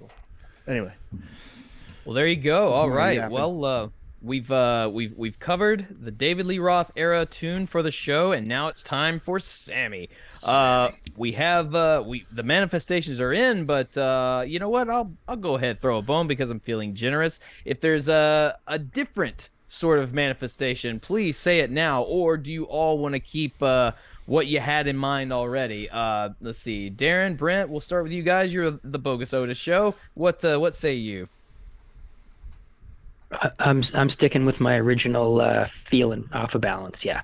All right. I thought for sure you're gonna go for Amsterdam.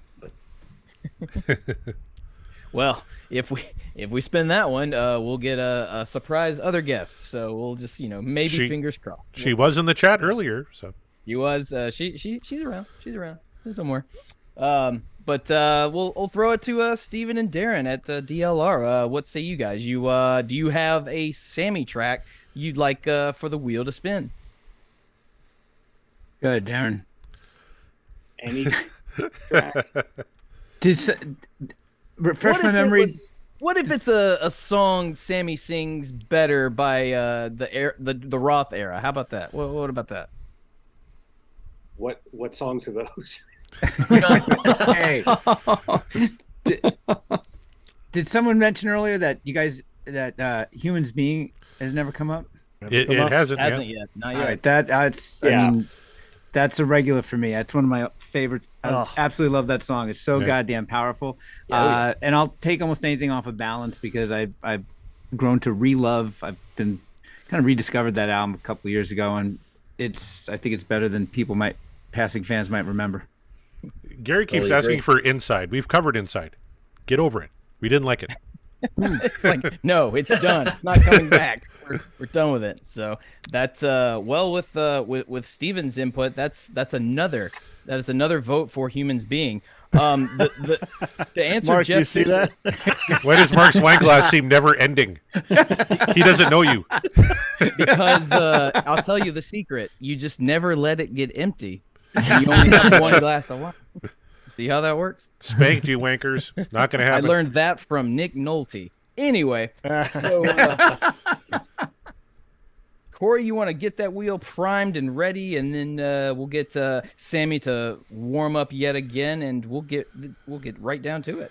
All right. Well, everyone is yelling for 5150, so I'm not going to shuffle it 5,150 times, but I will shuffle it 11 because 5150. So let's find my shuffle There you button go. here. 1, 2, 3, 4. Oh, I should actually bring it in so you guys can see.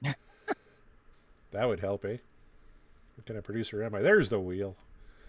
All right. An 1, extraordinary 2, 3, one. 4, 5, 6, 7, 8, 9, 10, 11. We are sitting on, and the cradle will rock.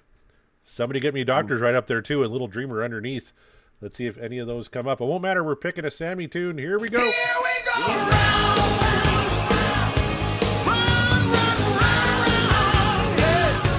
Who wanted 5150? Who wanted 5150? There it is. 5150. Nice. Called it. Unbelievable. Wow. And so the chat manifested that. And all the people who commented on Twitter, they manifested is. 5150. Wow. Oh, what a song. What It's a epic. song. Epic song indeed. Well, there you go. So no more complaints. I don't want to hear any complaints in the chat anymore for the rest of the night. Okay, we spun it. There it is. It's time to talk about it. But before we get into it, any words to impart before we get into the nitty gritty from anybody? Feel free to chime in. If you're a guitar player, it's really hard to play. Yes. Right. But when you figure it out in pieces, it's one of the most fun songs to play. Yeah, I remember my buddies back in the day, their guitars were like, that song is fucking hard to play. Yeah. Already it's we hard. got This Is Rigged.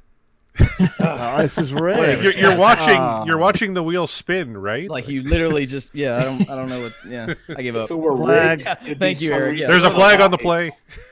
Throw the red flag. Get him out of here. Kevin Brown says 5150 better than Jump. We'll find out. I tell you, two good tracks to compare with our frontman here. We needed it. What do you say? You guys ready to hear a little 5150? Oh, yeah. Always. Let's do it.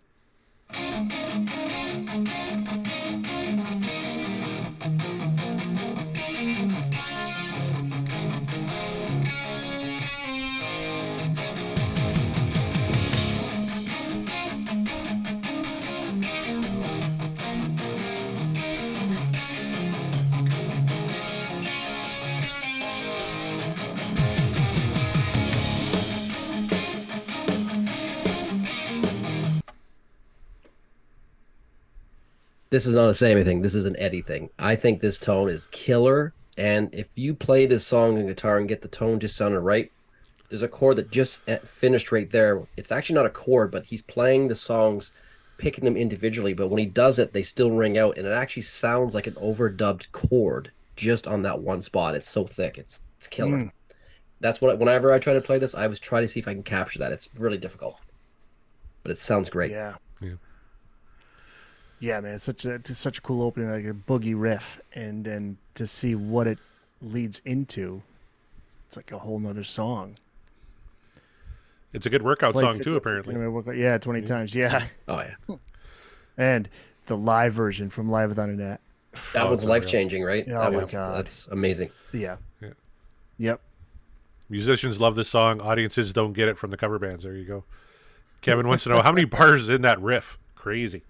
It's when he plays it in Live Without a Net, he's running around, like he's Yeah. running Yeah. around, like he's a superhero with no cape, right? Like it's crazy. Here's a question for the experts on the panel. Excuse me. Is it true that the lyrics are about Eddie's relationship with Dave? I've always thought that.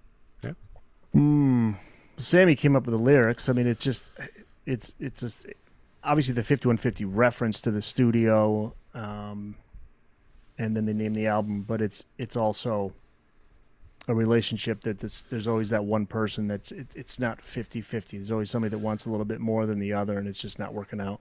But I never heard the reference to Dave. No, I guess either. Sammy wrote the lyrics. I don't think he was. I don't think he was gonna. He didn't want to have anything to do with Dave. I didn't think he wanted to. See, that's why I thought, because I mean, obviously the song's after Eddie's home studio, but I always felt it was before I learned that fact, I thought it was about Roth, because it's instead of 50-50, it's 51-50. So I thought, one person was taking to pass the line. Right? Oh, interesting. Could be. That's Could how be. I always thought it was. Yeah, it could very well be. Yeah, I mean, Well, he's never technically, would it be said. 51-49? But you see what I'm saying, right? Right. I don't think he's ever said on the record, any specifics other than just that, that there's a reference to Eddie's studio and also just the unbalanced relationship. Let's be honest though for a second. That is not the first complicated relationship Sammy had. He had a lot of bad things to say about Ronnie Montrose before they patched things up. Yeah.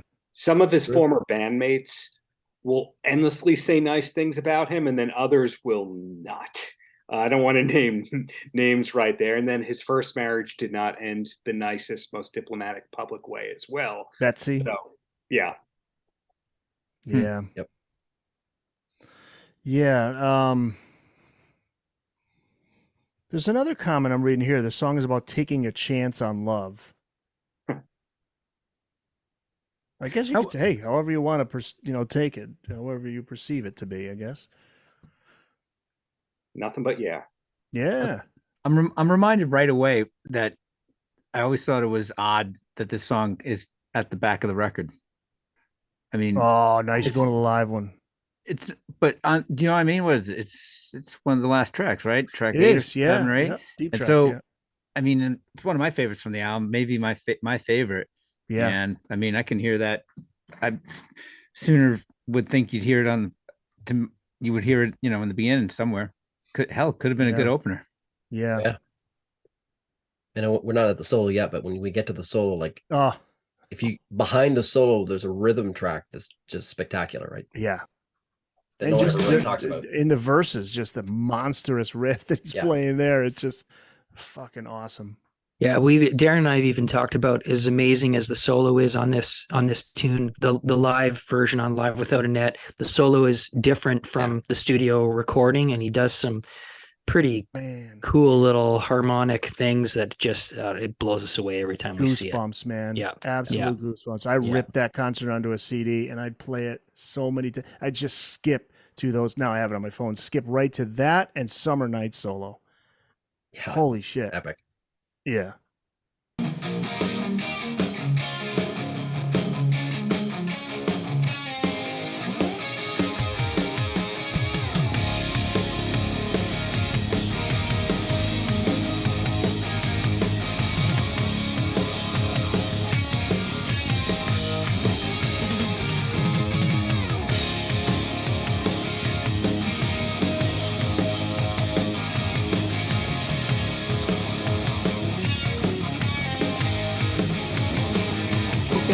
different about a Verbo vacation home? You always have the whole place to yourself. Corey's trying to find the live version. Just you and your people. Is this podcast sponsored by Verbo? Is that what's happening right now? Yeah.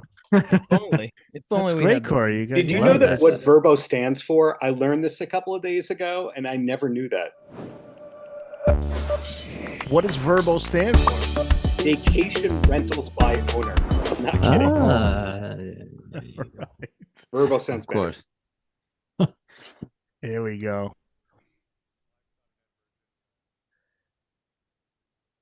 Yeah, that venue's no longer around. New Haven, New Haven. Coliseum, about Oh, 45 minutes from where I live here. I went to a lot of shows there. It was Yeah, crappy cool. back then, but it was Yes. I loved it. Oh my God, I went to see Kiss in '89 there, and you're way up. I was way up in those seats. I was like, holy shit, man! I saw I'm not Kiss good with on, heights. I saw Kiss on the Crazy Nights tour. That was the first time I saw Crazy Kiss. Nights. Okay, I was 3 years later for the Hide Your Heart tour. Yeah. They tore it down. Darren Right. said something earlier, which I think is really interesting. We did a little deep dive on an episode all about Live Without a Net a few episodes ago, and we keep talking about how this iteration of the band, Sammy first joining 1986, 51, 52, was like they were so happy. They were jumping around like maniacs. They were having a blast. But at the same time, this song still for me is like it's a bit dirty. As much as it's happy and upbeat, it's kind of got a bit of a dark side to it. I feel like too. Yeah. Yeah, some of the lyrics point towards, something that's not ended, or there's an unresolution, or something unresolved, right? I love the song even for the lyrics too. Yeah. Can everybody hear me? Just want to make sure. Yep. When I was coming through. I was muted at one point, but Jonathan says still on mute. I want to make sure. Now I've been monkeying around with everything is still working here. One thing I always loved about this song, and I'm reminded of it right away, is that it takes a while for the lyrics to come in, right? I mean, it's got this long intro of just this killer guitar. Always love that. And then I'm sure this is something, of course, that's always discussed ad nauseum. I'm reminded right away how much I hate that drum sound. I mean, Yeah. I'm sorry. I It know. sounds like some cushions and those toms, but then it's redeemed because there's 15th time on this podcast I'm mentioning Alex's cymbal work.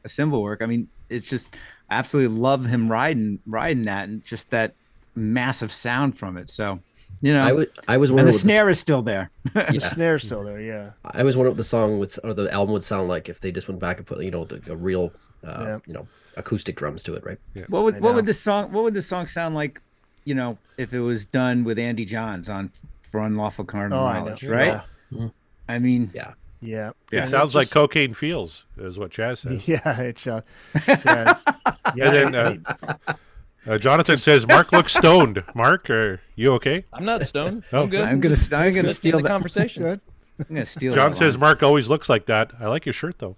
Yeah, that's true.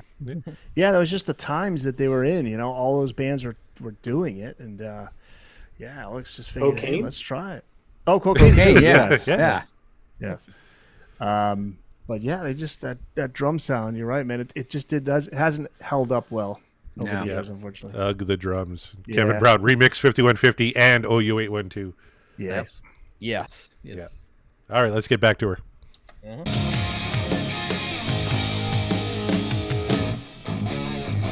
The love line is never straight and narrow,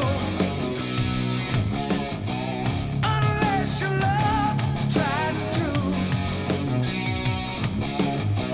We take our chance with new beginnings. Still we try, win or lose. Take the eyes. Harmonies. So, I was just gonna say, when he soars up to the top there, and then Eddie and Mikey come in at the back on top of that, it sounds like angelic, right? It just fits perfect. That's Yeah, what man, you hear when he- you get to the pearly gates. That's the sound that's playing. Yes. Yes. Well, Steve mentioned Stairway to Heaven. I'm sure this comment will break the internet. I've always felt that this was Van Halen's Stairway. Like, it's just like an epic long opening. It kicks in and rocks, and it kind of comes back down again. I think this song is probably one of their best. It's got a little stank on it though, like Kevin pointed out. The riff is pure filth, and it's got a little bit of stank on there. Funk, there's some funk in the middle part there. Yeah. From an arrangement standpoint, and just the way the song overall sounds to me, aside from maybe like Love Walks In and Dreams, this is the most adventurous song on the album. Yeah. Right. It starts off with one riff, then it goes into that nasty, dirty, just right when it kicks in the verses. Then it's got that gallop and speeds up. I mean, I've never gotten tired of this song. I mean, I'll go overboard without a life raft on this pretty quickly. And you know what? Speaking of Zeppelin, Scott points out a little bit, a whole lot of love in there.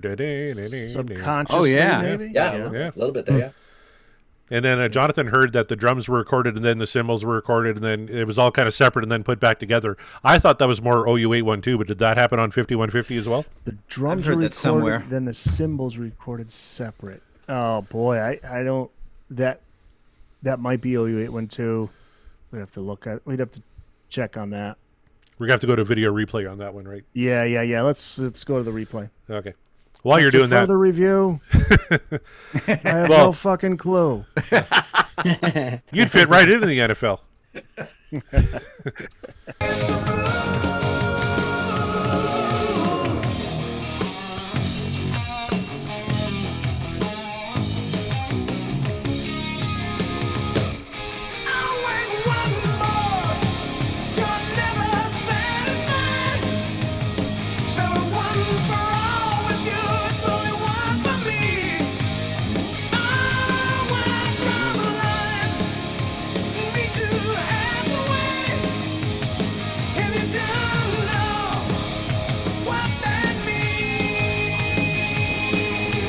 Mark's stroking his pussy on the air here. Kevin Brown says, nice pussy, Mark. Yeah. Oh, red flag on that one, maybe, yeah. And John Mariano, who's maybe the best drummer I know, points out the cymbals are a shimmery instrument. So it's kind of an inside joke if you listen to all of our shows on the Deep Dive Podcast Network. I had to throw that in there. Shameless plug. What does everyone think of the chorus? Boy, that was a lot of fun. I think it's one of their best. 100%. Yeah. Yep. Yeah. It's funny though. Again, it kind of adventurous and weird way. Naming it 5150, you could have called it Meet Me Halfway, or you know what I'm saying? It's just kind of cool like that. Yeah, it's a bit less traditional in terms of the way that the song is structured. I think. Yeah. Somebody said prog rock earlier too, and I've always thought there are a handful of songs in Van Halen's catalog that are kind of moving the needle in the prog rock direction, and this is definitely one for me. All the pace changes, speeding up, slowing down, different. Oh yeah, cool. Yeah, Jonathan's got a good point there. Props to Mick Jones. He pushed Sammy hard. Yeah, Sammy's like, that's as high as I can go. Just in general on that album, he's like, you could do it like on Dreams, you know. John points out he's a Diamond Dave guy, but 5150 better than Jump sounds way more how I picture Van Halen. So. Ooh. Them is fighting words, I'm sure. That John, he's the Skip Bayless of this program. Damn right. Controversial comments. On you.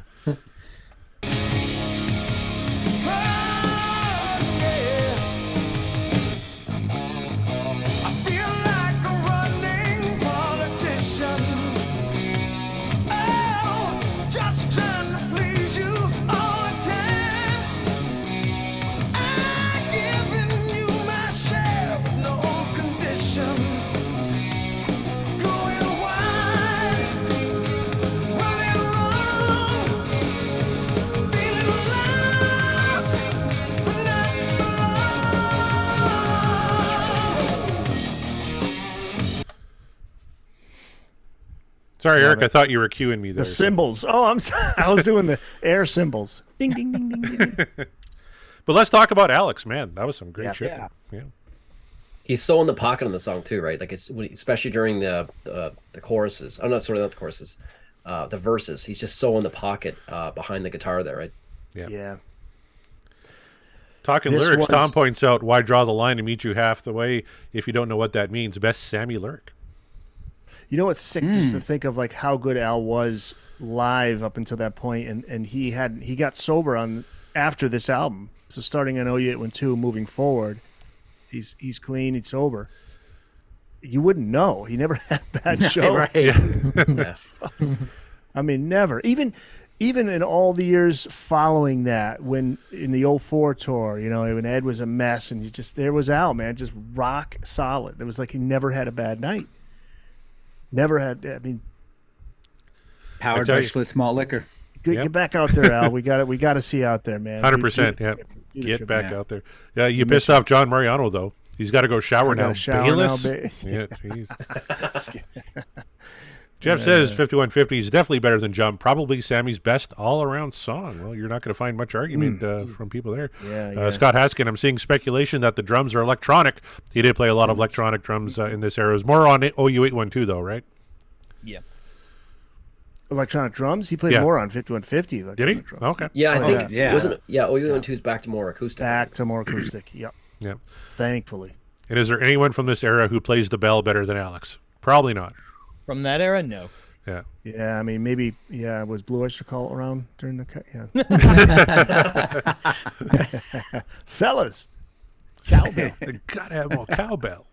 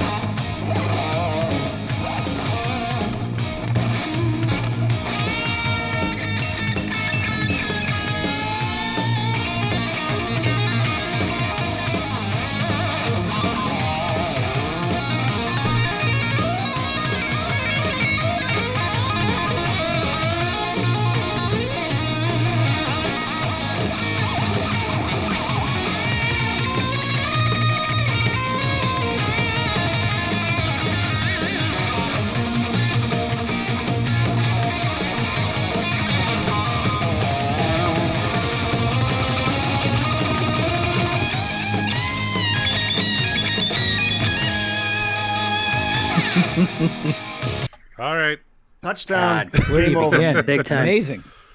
His guitar playing there on this tune actually reminds me a lot of the Hot for Teacher guitar sound. Right. Little bits and pieces. Yeah. You know Song why? within Because a song. He's making that whammy bar his bitch. Oh, Just yeah. like in Hot for Teacher. But there's parts where he's like tasteful and like melodic, man. where he just hangs around a few notes, and then he just like reckless abandon, and then back Yes. to tasteful, and then it's like chord. There's some chord chugging. It's got it all. Like if you can learn this solo, in my mind, like you can play any other Van Halen. Unreal. And Alex, what's Alex doing, right? He's keeping right up. God. Yeah. Oh, he's, The footwork on that, right? yeah, the footwork. And Yeah, the he's- chorus at he's- the end. The killer. Jesus. and towards the end, he goes nuts. There's a part we're Yeah. coming up to where he just goes insane at the end, right? Yeah. that riff under the solo. Yeah, Jonathan. Yes. Yeah. And it makes up for the for the Genesis Invisible Touch part. Yeah. And, you know, and it ends on like a crazy reckless abandon, and then it comes to this great, like, what better setup to turn the song around, right? Falling down the stairs, landing on his Yeah. feet.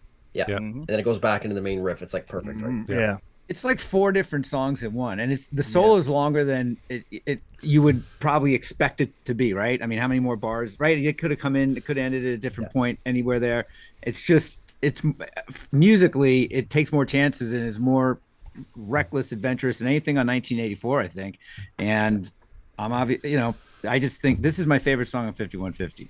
But isn't it interesting though that this is like a combination of pieces of music, and Ed makes it work. It works. Yet he couldn't do it with Van Halen 3, whereas Van Halen 3 does sound like different pieces of music, and it Yeah. sounds disjointed and something's not flowing there. And I don't know if that's just from. I think it's Mick Jones. I think Mick Jones right, really had a right. great hand in all the Foreigner stuff and the melodies, and just kind of come in and maybe shaping it. I know he came in kind of late, but I think he came in and Right. what he did touch, I think he shaped it to be Because the right on element. paper, if you were to write out 5150, you'd be like, nah, man, this is all over the place. Yeah, I wonder how many bits of other songs that even maybe Sammy brought in parts of it, right? Who knows? The melody. I mean, how many bits of tape were cobbled to get, to come up with, not in the performance. I mean, it was like Eddie grabbing from different things. But that's it. He had cassettes, like right, all over the floor, exactly. and he would just pop one in, pop another in, and Sammy was like, next. I like that. And only he would remember that, man, I wrote this wild ass bridge, back in '79 or something, right? But that, and again, that's Ed just 24/7 locked up in that studio, and Valerie's like, "Are you especially then? Are you coming back? You gonna come home? Dinner's ready 4 days ago." Like, no, I'll be right there. I've got 7 meals that I just had ready for you. You haven't come back. Chew on this real quick. Yeah, I can just see him. I can see him and Al just all the time in that studio, And why wouldn't you? Their work ethic was that, where like if you were not anywhere close to that, Eddie would get pissed. Like that's what he said about Michael Anthony. He doesn't come and jam with us. Why is he here? Yeah. And then when Sammy was, mid 90s, he gets married. He's got a kid. Sammy's like, I can't be there all the time. Come on, we gotta jam. It's like, and he looked at it as like, what was the interview on MTV? And he's like, Sammy's work ethic sucks. All right, what did he say? Well, there was always this clubhouse, you never go outside the family sort of mentality, right? So insular, so insulated. I mean, you could never play it. It was the band or nothing. You couldn't do a solo thing. You couldn't do this. And but Eddie played on Michael Jackson's "Beat It." Eddie played on. He did the movie soundtrack, Wildlife. I mean, he was doing stuff. You can't do a solo thing unless you owe one album to Geffen. Yeah.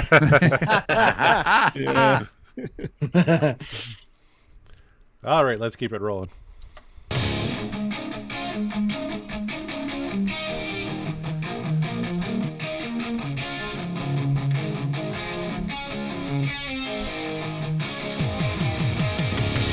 Okay, Corey, can you stop there for a sec? You bet. What is it you're hearing? You're hearing like a hissing sound, and I'm wondering if that's just coming from Ed's amp or something.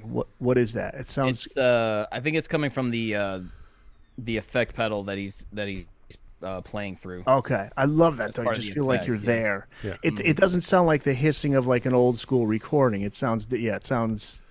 It sounds like an amp that's like on 13. Yes. Like the open, like the air of it just being on. Yeah, right? He's like, and he's right up against. Yeah, like you can put your hand and feel the air from it. Right? Yeah, I love that, man. That's cool. It's such a dichotomy. It's this killer rock song. No ifs, ands, or buts about it. But this super slick Mick Jones aided production, right? That almost dates it sound wise to my ear with those drums. But it's this weird kind of black and white sort of thing there. Although maybe that's what makes it great. I'm not sure if Mick. I mean, maybe you guys will know more about it. From what I've read, because I'm a huge fan of Foreigner too, and when I was reading to see how much Mick had to do with it, I think he kind of came in late. Some of these songs were already there, and I think the Simmons drums were already kind of in the mix before he kind of came in. I think I could be wrong, but I believe that is the case. That he was filling in as the producer. Yeah. Because I've often wondered that was the mix and the sound and those drums, was that him kind of bringing those in, or where do those come from? Because they just deviate for this album and they're back to kind of normal again for OU812. Corey, just a comment on, I think Tom made a comment about Ed booted Mike because for playing with Sammy, which is correct in later years. But the comment I was making was referring to back in the day, when you go back to like 80, 81, 82, 83, and Ed would say in interviews, he didn't say it often, but he may have told Steve Rosen this, I can't recall, but it pissed him off to no end that Mike wasn't part of the songwriting process, and he said in one interview, he doesn't come in, he doesn't jam with us, he just shows up and records, and then he leaves, and they just had it out for Mike. It was like he's just so pissed off at him for that, and right or wrong, whatever. That's how Ed felt, because it just, again, Ed was just like a studio rat. He was there all the time. And Mike was probably like, look, you're the fucking genius, man. I'll just come in. What do you need me to do? I'll do, you know. But that's what I was referring to in the older days. Ed was talking about that.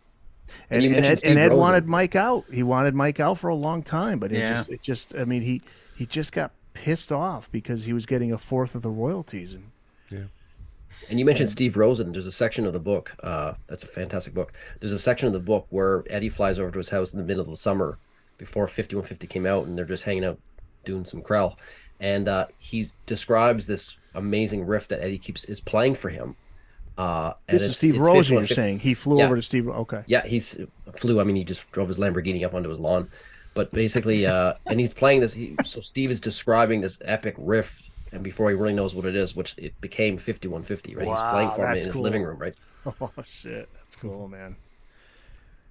Yeah, All Eddie right. would come up with that stuff. Eddie is just, even he said, he's like, I don't know, man. It's coming through me from up top, you know?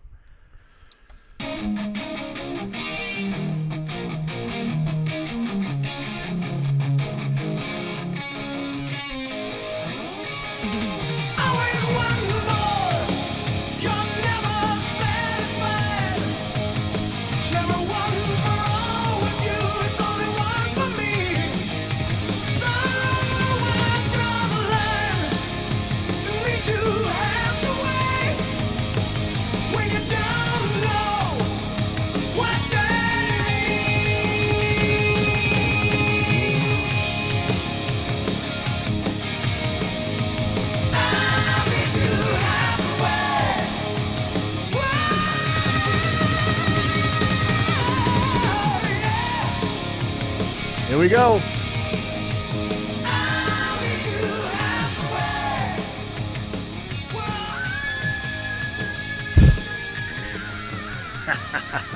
All right. Is Hey, that higher than Dreams? Was that note not higher than Dreams? Yeah, that is. I think so, yeah. He always My points goodness. at Dreams, but I think that one's a lot higher. Yeah. That is higher. That's the highest I've ever heard him go. It's crazy. Yeah. Corey, can you play the live guitar solo, live without a net solo? You know what? I thought we were going to play the whole thing. If you guys are up for please. it, we got a few minutes here, right? Do. Yeah. All right. Please do. Let's bring it in here. Everybody can see this, I hope. Fucking unbelievable, this solo. All right, just give me Although I would put Summer Nights above it, but not by much. I love the Summer Night solo. All right, here we go.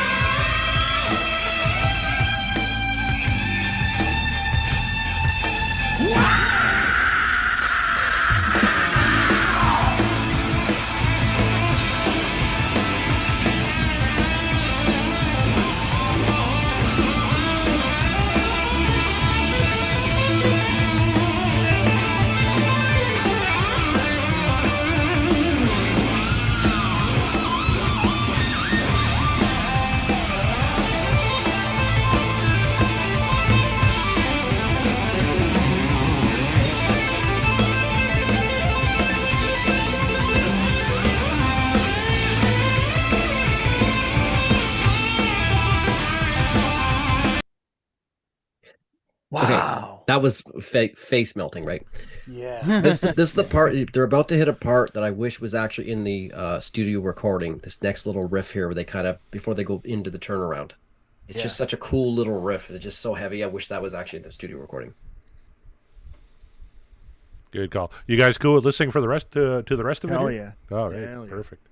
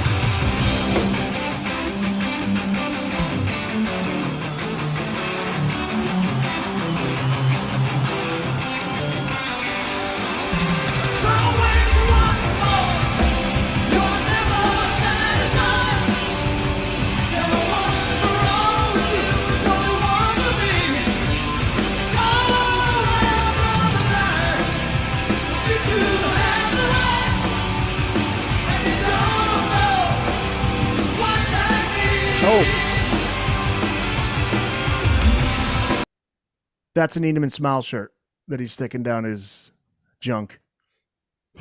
That's Oh no. Which album? Yeah. Which that one there, Eneman perhaps? Smile. Yep. That's the shirt. Yeah. That's why Sammy kind of has a look on his face like, all right, and stick it right down his. Yeah. That's awesome. Nice. Yeah. No, but he always took the high road. He always took the high road. And this is the point where it turns. Oh yeah, sorry.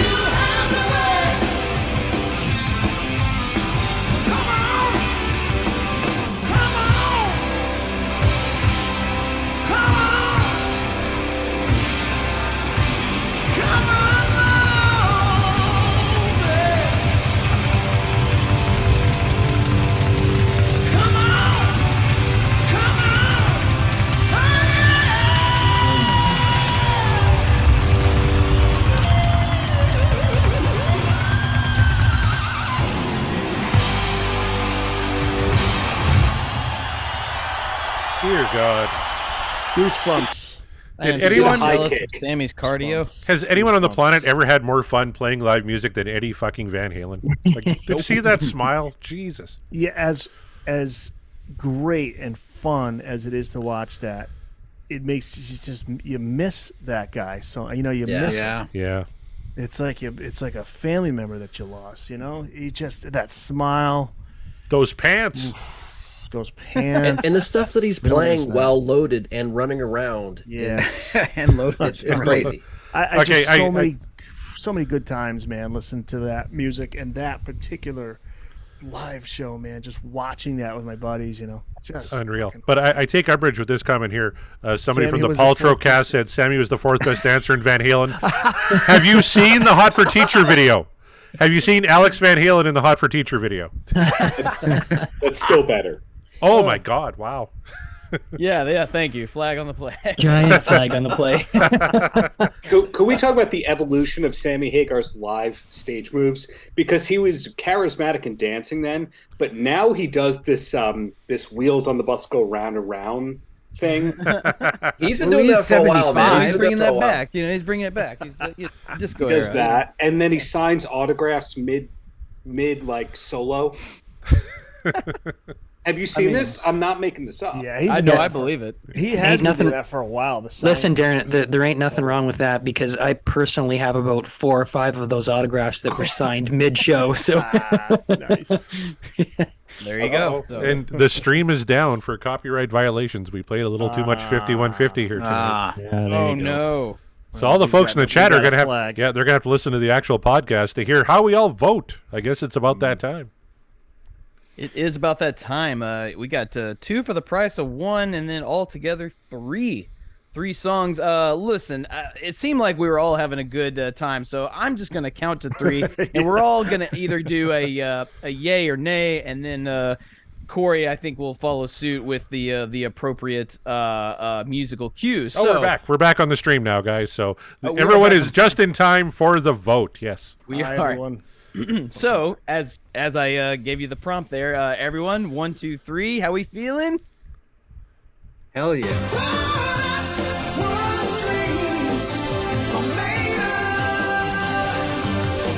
Not quite, Scott. This is absolutely what dreams are made of. Absolutely. What did Yes. Scott just say? That wise ass. What did he say? Pull that back up. He said, just so you know, everyone on the panel voted this song down and DLR wins. Look, he's instigating on Scott Haskin. Oh, man, that's 15 got to be, yards yeah, on that's that 15 first yards down. and a game. He's ejected. Can I give think, my only complaint about the 5150 song? Oh no! Here we go. This See, is All right, what Steve, you got? Steve deals with this every week. He's got to do. He's got to put a damper on everything. All right, here we Okay. go. When I'm alone, I'll sing along with stuff. Try singing along to any Sammy Hagar song. The vocals are too high. He was crafting the stuff not for karaoke or people to be able to sing along to if they're not professional singers. I got to pull the flag. I got it. Flag. Hey, assuming Interference. But it's sure fun trying, though, right? assuming he didn't redo the vocals on this in the studio, he hit the scream live, man. I mean, there's not enough adjectives for this song. I mean, it's fucking amazing. But isn't this the point then, Darren? You may have served this up, and I'm going to try and knock this out of the park. Is that the difference between Sammy and Dave? Is that Sammy was actually a professional singer? Oh no. Ooh. Oh, here we go. I mean, you're making me pull this thing. Oh, here we go. That is a fair common argument, but Dave was a soul singer in his crazy deluded mind. So And There you go. vaudeville, and blues, and And you know I'm just picking on you too, right? oh, of course. No, obviously Sammy was a technically better singer times 20, but if talent equaled good, the world would be a very different place. Sometimes it's about being concise. I think one of my favorite little quotes from the Sam and Dave Heavyweights of Rock tour in 2002. There was that little series of videos. I don't know if it was an MTV thing or whatever, but I can remember Dave making the comment. He said, "Sam brings the party, but I am the party." Sam likes to party.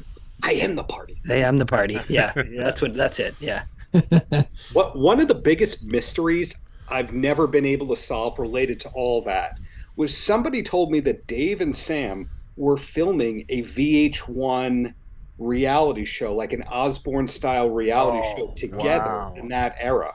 And it didn't surface, and that's why the cameras were around. Has anyone else heard those rumors? No. Yeah, I think you're right, because there ended up being, I think there's 2 or 3 segments that are still on YouTube that are probably, I don't know, 8 or 10 minutes long each, and it's all from that time. So I would believe that to be true. Yeah. I would, but I'd be shocked though, given how, Dave's got to be in control and so guarded with anything that he doesn't want you to see. The fact that it just doesn't. It seems so out of nature, but given that time frame, maybe it seemed like a good idea until it wasn't. Yeah. All right. I had tickets to see that show. It was like the 3rd to last show in that tour at the amphitheater at Darien Lake, just outside of Buffalo, and it was what, like, I think the last 3 shows on that tour got canned because they just, I think, were beating each other up by that point. So I missed it, sadly. Yep. Scott is not a big Van Halen fan. He's asking, is there a version of DLR singing this song? The answer is no. David Lee Roth never touched Sammy stuff at all. But this is not necessarily true. Oh. If we believe the Dave Whisperer from the Dave and Dave Unchained podcast. Oh, yeah. There may be demos of it. Oh, really? Oh, boy. Quick story. Sorry, Darren. Sorry. Yeah, I hate to be the contrarian, but that's yet another mystery we still don't know who that person was who said that, but it's not as black and white that he left after 1984. It sounds like he was demoing stuff with Van Halen at that time, and he just didn't like the new material. Right. Interesting. Yeah, I've read that. I think Good Enough was around before, Dave was still in the band, apparently, right? Summer Nights and Good Enough. Well, given how much Eddie would mine the vaults continuously, he was putting out, like we were talking about earlier, the output was insane, right? So, it's conceivable, could be half Dave's on stuff that, could have surfaced much later with Sammy. In the Midnight Hour Bits is still and pieces. The one that's finished. The cover of In the Midnight Hour is finished, done. It was the first song recorded at 5150. Jump was 2. And that's still, we've never heard it. Not even a piece of it. Interesting. Now, I think in the Steve Rosen book, I think when when Eddie shows up at his house and is playing him that riff in his living room, I can't remember the dates. I could be wrong, but I think it's in a time frame where Roth was still in the band, or things were turbulent and about to break up. But I think he had that riff. Wow. Okay. I have to check, but I think it is. Yeah. It's pretty impressive, man. In the day, in an era of the internet and leaks and just such transparency and shit everywhere, that nothing leaks out of it. Virtually nothing leaks out of 5150. The fucking National Archives should talk to these guys about keeping shit secret, because the Supreme Court couldn't even keep a thing secret, right? Exactly. It's in the fucking vault, man. That's just not a saying. It is. AC/DC are like that. Yeah. The same way. Like Brian Johnson was on Eddie Trunk, and Eddie was like, "So what's up? You guys gonna do maybe a tour? What's going on?" And Brian Johnson was like afraid. He's like, "I can't answer that. I'm told I can't say anything." Like he's like a hired employee. He's got a mind to a very short Australian person that next, just off camera there, a cousin, a young cousin no one's ever seen before. He was like nervous about it. Brian Johnson seems like such a cool guy, but you can just see that he's just like told, you do not say. He goes, "I was told I can't say anything, mate. I can't say anything." He's Gary, like, you're getting into what did he say? He goes, "You're getting into the inquiring." No, what did he say? He used the word. What's the woman who does all those hardcore interviews? Barbara Walters. Barbara Walters. Not her, but another one. She didn't make it. Wendy Williams. No, the one who just interviewed Matthew Perry. Wendy Williams. Kathy Lee Gifford. No. Snoop Dogg. Hoda Kotb. Chelsea Handler. No, I can't remember now. It's a Diane Sawyer. Yeah, he's getting a little Diane Sawyer on me, Eddie. You're getting a little Diane Sawyer on me. So Gary's saying that deluxe edition remasters with bonus tracks are in order, and I think we all agree on that. Yeah. Van Halen is one of the few bands that won't do that, right? Like Tom Petty's releasing stuff out of his vault. He just did a big live release. U2 is re-recording a whole bunch of songs for a thing. Nothing out of the Van Halen camp at all. Does anybody know why that is? There are things happening. Yeah. People are working on stuff. It's just, I don't know if they're just waiting for the Brinks truck to be backed up, if you know what I mean. Does everybody know one of Darren's side gigs?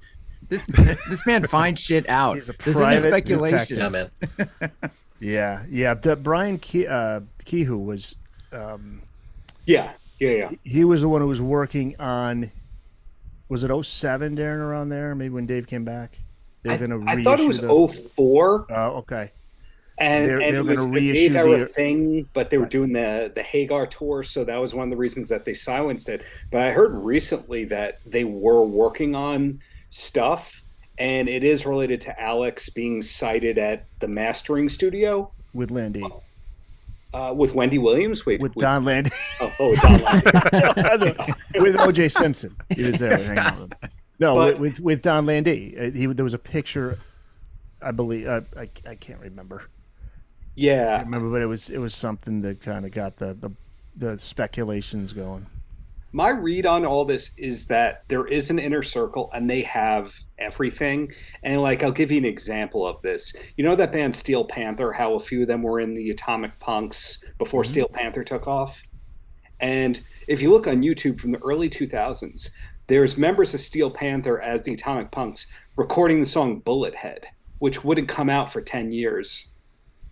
So I think just people have stuff, but they know to keep their mouths shut because they don't want to burn the bridge. So people are working on stuff now. Jason Newsted should take a page out of that playbook. This is Brian Kehoe. I remember reaching out to him for comment in, where is this, November of 2020. So he said, in the vaults, where is it? Okay, he's saying there's some songs in there, including Bring On the Girls, which later became Beautiful Girls. He said there's a different recording of Little Dreamer. He said there was a Hot for Teacher with a bass riff thing. Yes. That Eddie's doing both bass and guitar. He says Bill Inglot, engineer and producer, and I have done many, many projects for Warner Brothers together. He as a producer, I was engineer. We could not find original mixtapes for the demos, but the multi-track tapes still existed, so we could mix from that. What else did he say in here? Not knowing what the original intent or sound of these demos was supposed to be, we went for the sound of the original first album. That's the same team, same rooms, many of the same songs. Of the material we found that was the strongest, some songs known today like Running with the Devil or On Fire, some that came out later in modified or rewritten form like Voodoo Queen, becoming Mean Streets, but some have never been re-recorded or re-released.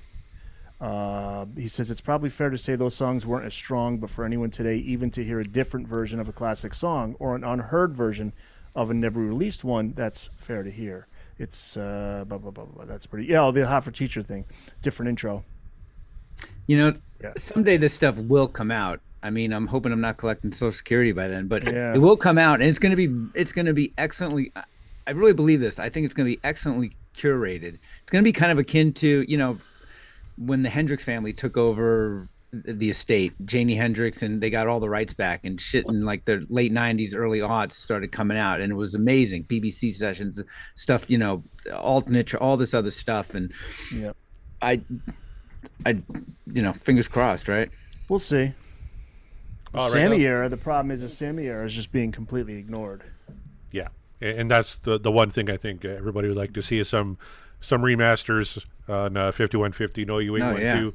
But boys, we've been on the air here for 3 hours and 20 minutes. You got like time for like 10 quick fire questions from one Eric Senich. Who wanted to do the trivia? Yeah, he wanted to do a little bit of trivia here tonight. So if you boys are up for it, Mark and I will be the judge. Eric's going to ask a trivia question. To buzz in, just say the name of your preferred lead singer. So Bogus Otis, you guys will be saying Sammy. DLR guys, you'll be saying Dave. Anytime you're ready, Mr. Senich. Yeah, let's see. I can pick a series of them. We can go with a balance of like Dave era and Sammy era if you want to do that. Hang on a sec. Let me find a good one here.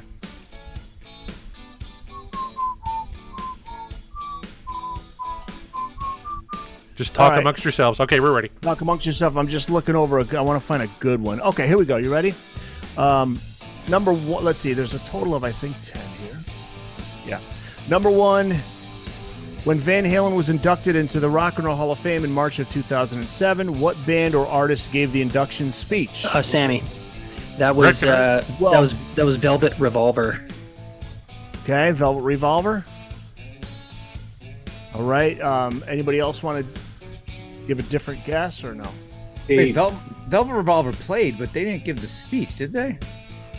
I just was reading about this recently. The induction speech. They performed, and then Paul Schaefer and his band did with Sammy and Mike. All right. Some of these are going to be easy. Who's the bass player for Van Halen beginning in 2006? This is from a website, funtrivia.com. All right, we're going to skip past that one. Singer David Lee Roth's father was what type of professional? Lawyer, doctor, dentist, or accountant? Ophthalmologist. Yeah. So they just put doctor. Ophthalmologist. An ophthalmologist, correct. Nathan. Mark, you keeping score? Yeah, I'm keeping score. This is what was the first city that Van Halen played live outside of California? Ooh, man. This is a good one.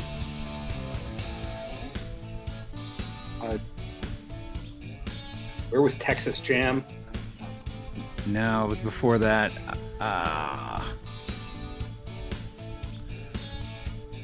This would have been Phoenix? opening for Black Sabbath. And, The choice. Montrose? I'll give you 4 choices: Vegas, Kansas City, Philly, or Chicago.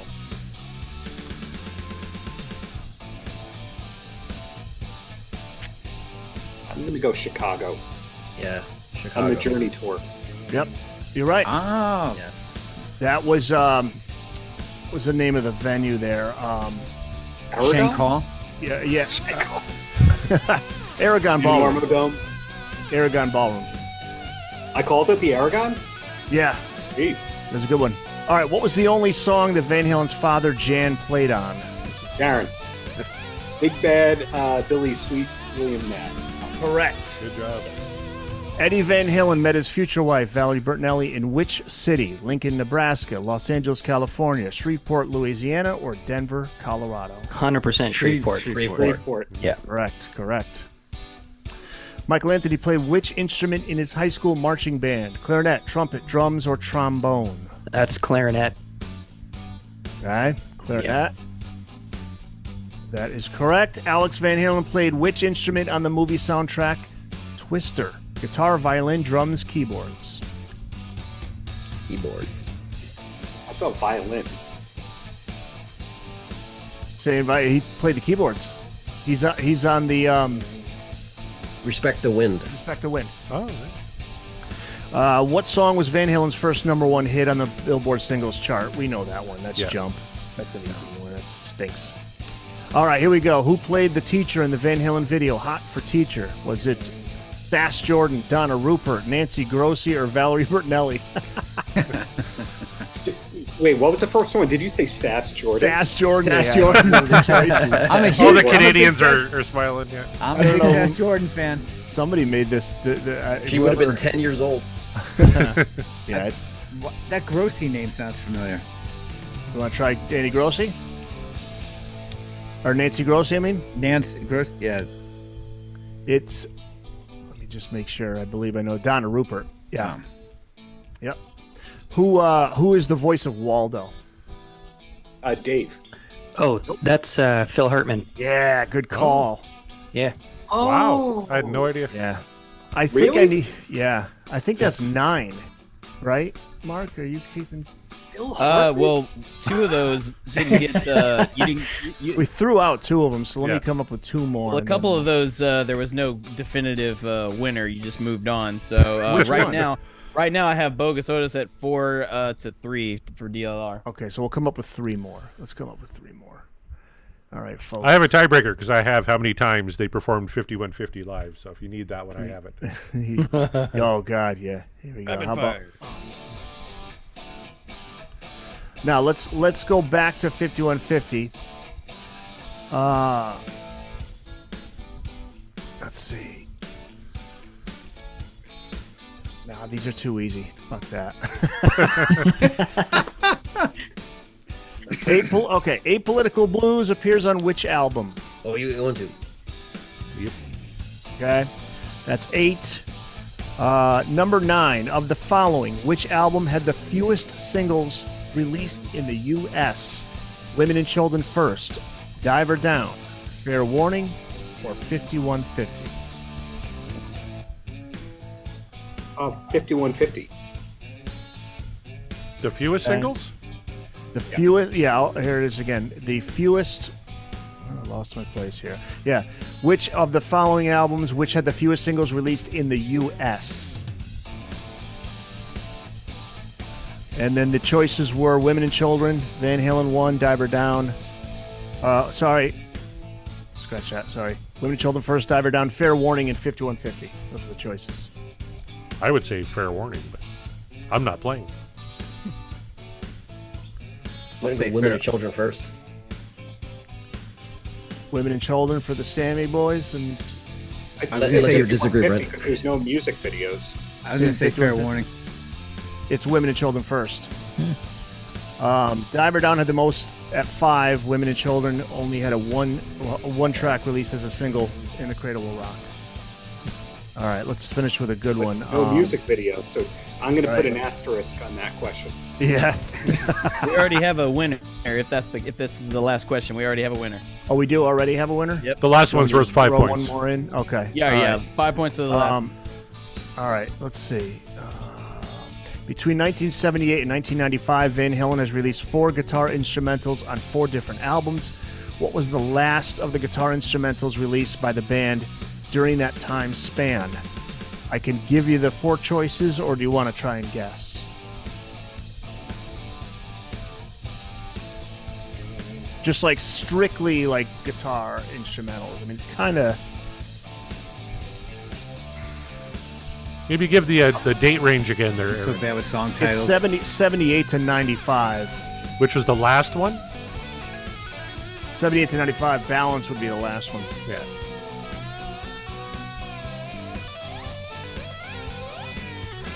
And I'm going to tell you, this person who made this, I think, got it wrong, because their choices are Little Guitars, Spanish Fly, 316, and Eruption. But they're missing one. And it'd be 316. Yeah, out of those 4, Well, it'd be yeah. 316. 316 is the answer they give. But what about Balansuatherium from Balance? But that's kind of like a full band. With It that. had, it had drums on it too. Yeah. But so Yeah. does Eruption, and they had Eruption as well. Yeah, true. Yeah. No, that's true. But Yeah. no, I get it. It's just like strictly Eddie. So that's 316 is Van Halen's first guitar instrumental is Eruption, second Spanish Fly, third Little Guitars, and then fourth is 316, named after Eddie's son, Wolfie, from For Unlawful Carnal Knowledge. There you go. Who won? Who's the winner?